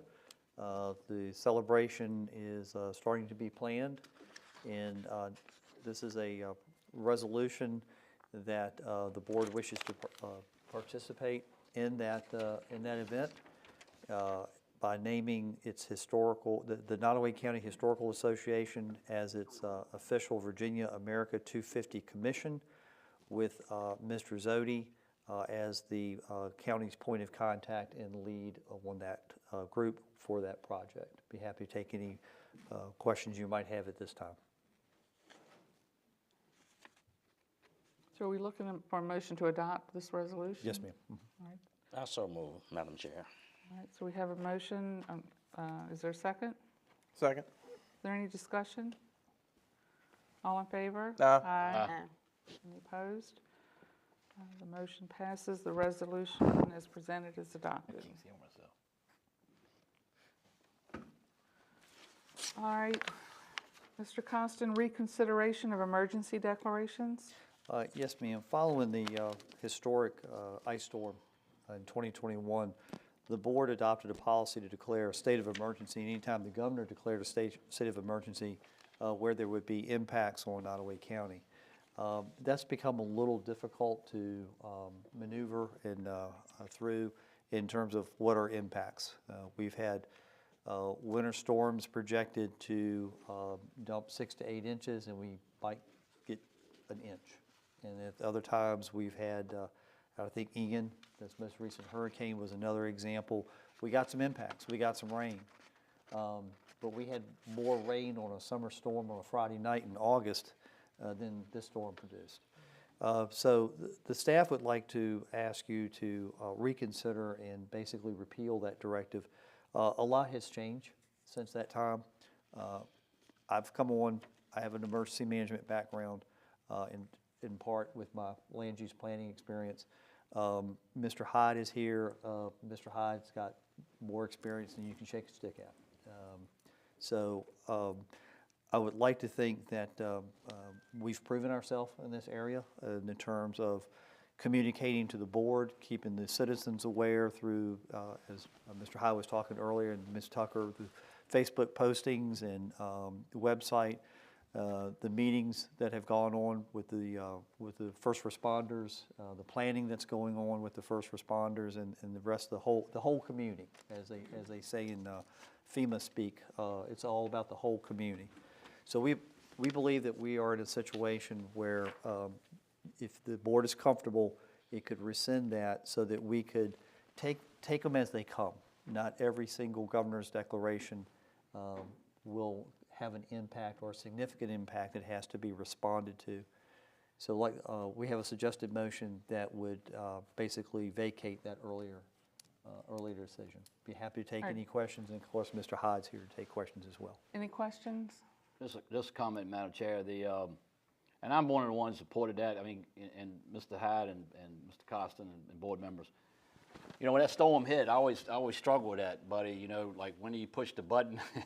And I had a discussion with my wife about it, and I said, I started thinking it was a problem when I got cold.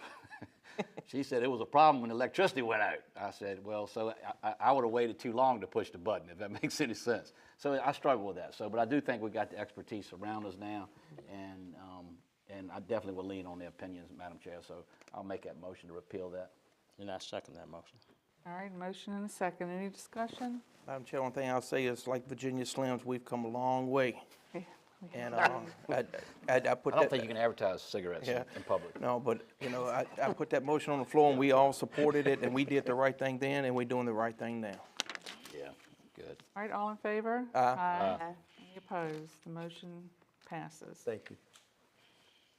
All right, I'm sorry, Supervisor Rourke, discussion of personal property tax? Yes, ma'am. I just got some questions, and I'd like to get some clarification on a few things. The late filing fees, who gets the money for the late filing fees that are added to the citizens' bill? Who gets that? Does the county get it, or does it go to the commissioner's office? County gets it. County gets it. Goes back to general General fund, fund. I think. Yeah. Okay, that's what I was going to ask. Where do the fees go, or does it have a line item? So you believe it goes to the general fund, or? It comes in as on that revenue line item as it's collected. That's why sometimes you'll see multiple years of revenue. So somebody pays their taxes from 2 years ago. Mm-hmm. It's shown as revenue, but it's specifically shown as revenue from being sourced out 2 years ago. Okay, and just so I make sure that I'm clear, that this is only the late filing fees, because like the bills went out right now, and there's late filing fees everywhere. So, not payments, not charges for late payments. I've had so many calls about this. So, who sets the late filing fee or the percentage of the late filing fee? Is that the board, or is that the commissioner of revenue? I believe that's set by statute. It's statute? That's 10%. That's the 10% statute.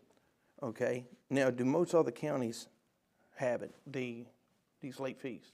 If it's set by the statute, they would have to, right?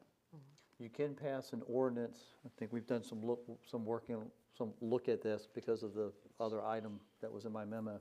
Okay. You can pass an ordinance with a lower, but absent an ordinance, it goes back to the state code and it's 10%. Okay.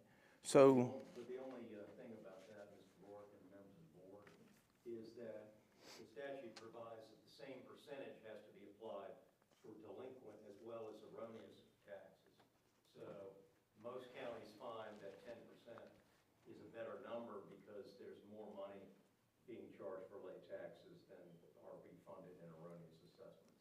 Okay, but can you have the late and not the late filing fee? In other words, the late payments and not the late filing? I think the statute says it has to be the same number, or it has to be no, I'll have to look at that. Yeah, because I'm wondering, like, the late filing fees that come out right now are 10%. Does that have to be in place in order to be able to charge somebody late fees that fail to pay? So I just want to make sure that. The statute calls for it automatically. Okay. All right, so. You're talking about the filing of the reporting of the taxable items. That's right. Like when you go down here and you walk into the Commissioner of Revenue's office and you say blah, blah, blah, blah, blah, and you've got these late filing fees all, even though everybody done got their papers, you're hit with these late filing fees. Right. But I think, and just taking up, I mean, from what I remember through the commissioner, and because one of my constituents complained about that, they try to put a piece of paper in that so it pops at you to remind you not to be late. I'm just, because people were complaining, like, they thought it felt like it was a little sneaky. Right, You know, right. so, but anyway. So, all right, are the late filing fees planned for in the budget? In other words, like, are we dependent on the late fees in any of our budget items as revenue? Are we dependent on that? It is a revenue source. We budget for receiving some late fee penalties every year. Okay, So- but we're not dependent on them. Right. And to me, the number seemed like it was always around about $40,000. I don't know why, that's sticking to my brain. But now, to answer your question, I wish everybody would pay on time. That way, you shouldn't, Yeah. I wouldn't depend on it, yeah. Yeah, and there again, like I said, this is not for non-payment, this is for filing. And Right. can the board remove those late filing fees?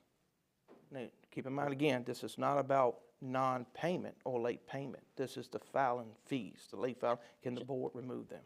John, these forms are sent to everyone. And you know you have these forms.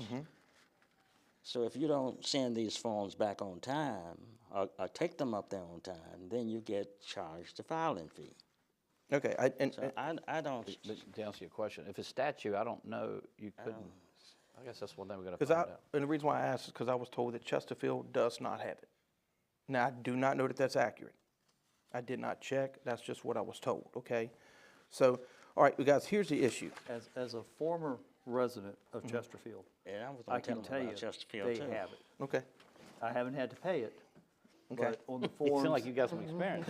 John, Well, I read the form to make sure I know what date it has to go in on. Right. And so, when we get the form to report, or when we got the form to report, we report it. Right. By that date. Okay, well, here's my issue. And it happened to me as well. I got it right here. All right. It's happened to me before, by the way. That's Okay. what you know. All right, so my tax bill was $3,008.81. I got $320.08 of late filing fees. Explain to me how you got this to me on time with all my accurate information and then gonna send me a late filing fee. It makes no sense. Okay? People out here getting these, they file 4 vehicles. 2 of them, late filing fees, 2 of them not. Business owner in Blackstone, got his taxes from Blackstone, from Crew, and when he filed everything at the same time, guess what got hit? His wife's car got hit. So I'm seeing 2 issues here. One is the questions you're asking about, where's the money go? Right. It goes into the general fund. Well, and that goes back to, can we control it? Can we remove the late filing fees? Because this is what I'm gonna say, and I'll tell y'all this, and I don't, this is not about someone not doing their job. This is about, y'all have heard the term a pimp, right? You know what a pimp is? Put in my pocket. The pimp is government, and I'm not gonna be a finger on a pimp's hand. Just bottom line. And these citizens are getting slapped by the pimp that is government, that is, and this is the worst time with this inflation the way it is right now. And I'm trying to stay to my notes here, guys. I apologize. But, I mean, bottom line, I'm not paying it. They can take me to court. I can get censured. I'm not paying it. And I hope the rest of the citizens out there don't pay that late filing fee either, because John, please don't do that. No, I'm telling you, how do you get every piece of accurate information to me if I file late? You're asking questions that I honestly cannot answer. But obviously, I would certainly encourage next meeting for the commissioner and the treasurer. Well, because, I mean, guys, just to be honest with y'all, I was prepared right here tonight to put a motion on the floor, and I'm not putting it on the floor. I'm just telling you what I was going to say. I was going to ask that the Board of Supervisors remove all late filing fees that arrived with invoices to citizens for the tax year 2022 and schedule a work session to determine whether or not to continue those late filing fees in the future, because I think that's fair. But we need to get some clarity on, can we remove it? Because I don't get how you're late if your bill arrived when everybody else's did. So It arrived at the It's same time. You're talking about where you have to, it's by May the 1st, I think, that you have to have all your personal property into the Commission of Revenue by that time. Right. You have to take that form in to them Right. So by get- May 1st. That tax bill doesn't, I mean, that includes a late filing fee based on something last May. It's not. Well, and that's what I'm saying. How do you get every piece of accurate information if you didn't file or you file late at the exact same time that everybody else? It wasn't late. If you got it to me on time, if you got it to the rest of the citizens on time, it's not late. Oh, I think my light bulb just went off, and that's very rare. So, so what you're saying is, if let's just pretend, what is it, May 1st, and you filed in May 15th, then how did they know how to tax you if you were late? That's right. And then you get your bill on time. But you gotta have, I mean, you gotta have some penalty, because some people will say, well, But your penalty, see, what they do is they go in the DMV and they confirm what you got. John, this is something we can't solve tonight. I get it. I but- hear your point, man. yeah. See. I mean, it's because you stop thinking about, and in the past, guys, this inflation hadn't been this bad. Every penny people are spending now is coming under scrutiny, and justifiably so. So when we look at a situation like this, is this something that the county can take action on and remove it? Is it something that should not be a percentage and only a flat fee? don't know, Okay. but we can find out. And again, please, again, like I said, this has not got anything to do with anybody not doing their job. It is a process, a procedure, and I want to know, can we help take some more burden off of taxes for our citizens through these form of removing these late filing fees? But if you think about it, we And kinda, then you have some citizens who would wait until the last Well- minute or would violate this if there wasn't basically a penalty. Basically, what we're doing is piggybacking off of Big Brother, and I call Big Brother state and The pimp. and government, because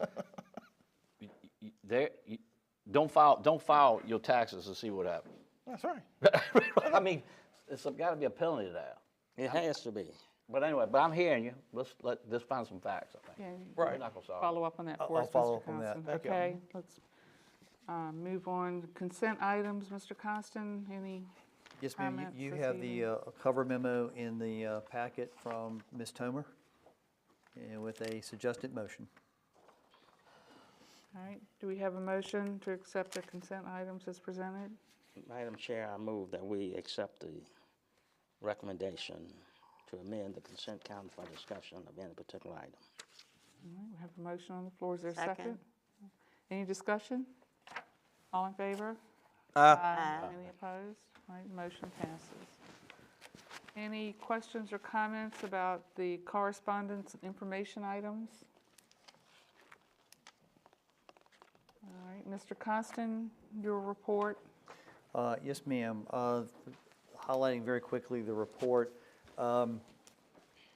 The request for proposals is, or for the solid waste study, is, as they term it, on the street. I have reached out to several companies from the Commonwealth Regional Council's on-call list. I've also reached out to a couple of other companies that have come to my attention. The RFP for audit services has been developed, reviewed by Ms. Tomer and the treasurer. Davenport has also reviewed it, but we are going to bring some language over that was suggested by Sands Anderson in the solid waste RFP, and that will be ready in the next couple of weeks for your review. The improvements to obtain energy efficiency are underway. And if you haven't noticed, brighter lighting is generally being found to be a secondary benefit. If you take a look at these lights, the dome lights, because of some of the concerns expressed, these have been cut back 33%, so they're at 66%. The rear courtroom was a little bit easier to work with because it was already on a dimmer panel, and so we can make adjustments. We're going to look at seeing if we can dim these lights as well. Basically, there are punch list items that are going on throughout the for the project. I've already mentioned about the animal control officer, and Ms. Presley and I will begin reviewing applicants for the senior maintenance position. Reassessment. The Commonwealth Regional Council RFP resulted in 3 responses, one of which was deemed not to be viable. The remaining 2, one company is already booked and cannot take on any more work for 22 or 23, and we have to have ours done in 23. That leaves us with 1 consideration, and that is the Pearson Group. I have been in consultation with Mr. Pearson, the commissioner, as well as the commissioner for and the county administrator over in Lunenburg. We're hoping that we can get their prices down a little bit because they have 2 neighboring jurisdictions to do at the same time. That work is going forward, and I would hope to have a contract for you all to consider next month. Look forward to attending VACO with many of you all this year. This year, Ms. Tomer will be attending. I'm happy to report that today she completed her Virginia Women's Municipal Leadership Institute. She was in the inaugural class, and she had a great time. And she will also be doing a presentation next month on that program. I have placed at your seats a rather large packet. This is the financial comparison of both revenue and expenditures for the current fiscal year and the 3 preceding for the first quarter of the fiscal year. It is reflective of both pre-COVID conditions and current inflation impact. Ms. Tomer is working on a projection report for FY23 that we hope to present to you in November. And Mr. Rourke, not to single you out, but just to give you a reference, if you look on the very first page, about 3/4 of the way down, you'll see personal property for 2014, 2015, 2016. So that revenue comes in for multiple years for past years. This past week on Tuesday, we did a 50-50 split of the staff, morning session, afternoon session on managing change and coping with change. And so on that note, I'd like to just kind of get the board's opinion. Been here 14 months. You have seen my staff reports. Are you getting what you want? And downstream, are you getting what you want from the subordinate staff? And I'd be happy to take any feedback on that now. Just want to make sure that you feel like you're getting what you need. Not getting enough, getting too much. Please let me know. Again, as I said earlier, I'm the hired help, and happy to do whatever you all would like for us to do. And with that, I'll be happy to take any questions. Any questions? Well, for since Mr. you opened Costin? that door, I think it would be good. If I'm Mr. embracing change. I would think it would be good if Mr. Zodi would attend the CRC meetings. I think it's a lot of information as far as economic development that goes there, what other counties are doing. And I don't know what his schedule is, whatever, but I think it'll be a great help for us for Nottoway. That's a good idea. Yeah, just if you don't mind, Ted. Yes, Other than that, if I can think of something else, I'll call you. Okay. Well, I'd just like to say I appreciate Buddy's reports. Oh, yeah. Yeah. They're very helpful. We appreciate you being on Yeah, board. he comes to meetings at Piedmont Hospital, and he does a lot, helps us a lot, too. So. And I know you've helped the emergency services, the fire department and all. I know they appreciate that. That's all I have, ma'am. Any final comments from members of the board tonight, Vice Chairman Bowen? Just two things, Madam Chair. So I got a call, and I talked to John right before the meeting, but I got a call from what if somebody has a festival? Okay, let's call it a festival. I don't know what to call it. I don't Carry Shot Road. Should they get a permit? I mean, what's the definition of that in the zoning? I mean, Okay, so this is a situation the sheriff and I are familiar with. Oh, okay, so somebody called me and said, Steve, what are you doing? And I was like, at my mom's funeral. But anyway. So Mr. Zodi has been approached about a festival, and the way the county's zoning ordinance is written, you have what you call festival events, outdoor special events, but the way that it's defined is it has to be established as a repeating event. Okay. So if someone has Okay, I got one you. big party, I look at it in terms of everybody gets one bite at the apple. Yeah, I get you. Okay. A subsequent event, same style event, same location, Okay. then right. there's some enforcement that needs to be done. All right, I'll call him back. And the last thing, I want to thank all the, Mr. Abbott and all the staff, you know, for your thoughts and prayers for my mom, passing my mom. I mean, y'all been very kind. And Colonel Schaefer, I'm glad you stayed. I mean, I know it's a long meeting, long day you have, but I had a mom that had tough love, and in my 11th grade year, she took me to Frederick Military Academy and said, we're just going to look at the school. And so I took a test, and she says, what if I could afford to send you here? And I said, and I never forget the guy beside me was called Colonel Ayers. He's probably passed away now. He was an older man. And she said, I said, well, I might think about it. And she popped the trunk, and all my clothes was in there. And so I looked down, and I said, you're serious? And the colonel said, he don't need anything but a toothbrush. He'll be all right. I said, what about a comb? He said, you're not going to need a comb in about 10 minutes. And so, but anyway, I'll blessed to have a good mom, and I think that's one thing we all share in this room, that it's hard to let them go. So, but thank you. I appreciate it. Supervisor Rourke? Yes, ma'am. Madam Chair, there was something that during this whole debate about solar and everything that come across the table, and I didn't know if it was in the conditional use permit area. But basically, once you do construction, you have your poles and stuff set up. Is it in the, is it an item that we can add in there? In other words, basically, you would have to establish turf before you could attach the panels.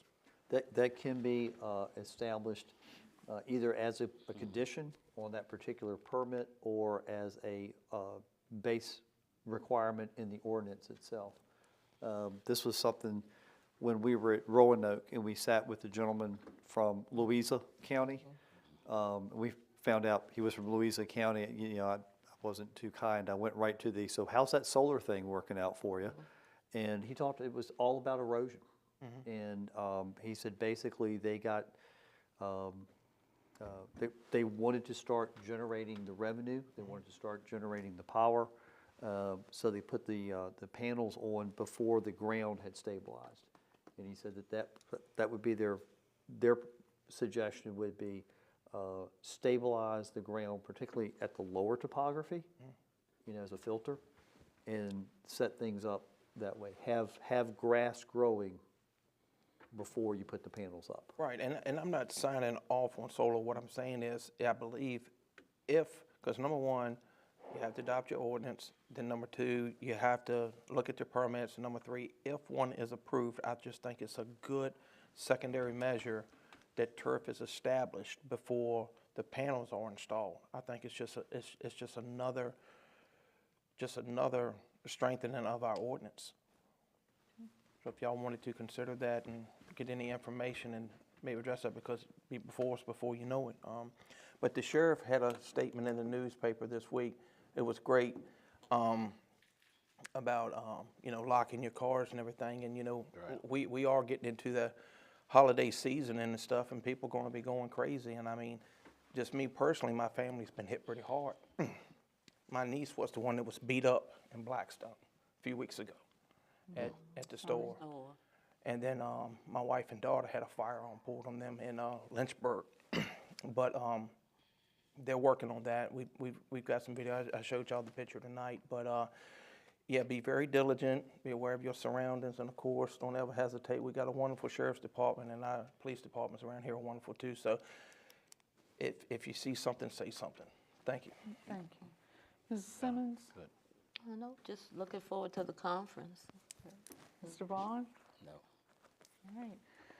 So the motion for closed session, to enter closed session has been revised. Ms. Simmons, I think you have that revised motion. Yes, ma'am. I move that the Board of Supervisors of Nottoway County, Virginia adjourn into closed meeting pursuant to the Code of Virginia 2.2-371188 for consultation with legal counsel employed or retained by Nottoway County regarding specific legal matters requiring the provision of legal advice by such counsel, specifically regarding water service options. All right, we have a motion to enter closed session. Do we have a second? Second. Any discussion? All in favor? Aye. Motion passes. This meeting will now enter in closed session.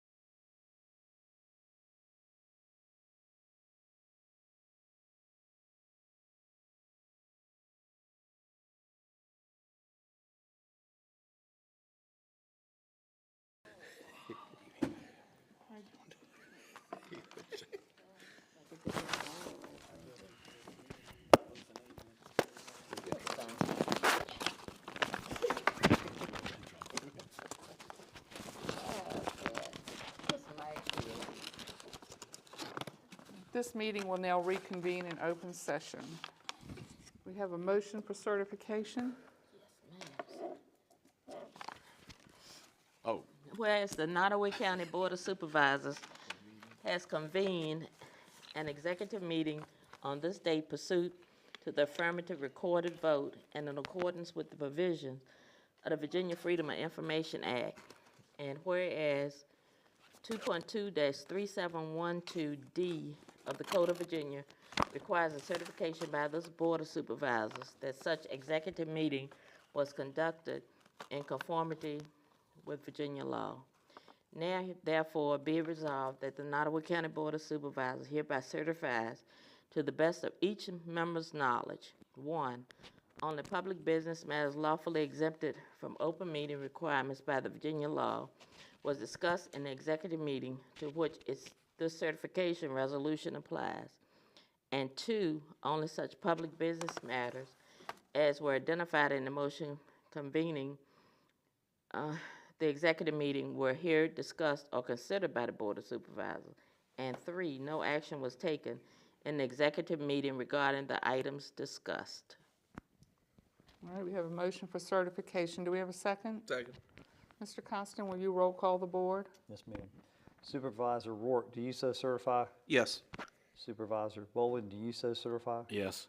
Supervisor Simmons, do you so certify? Yes. Supervisor Vaughn, do you so certify? Yes. Madam Chairman, do you so certify? Yes. Madam Chairman, that's 5 certifications with no dissents. All right.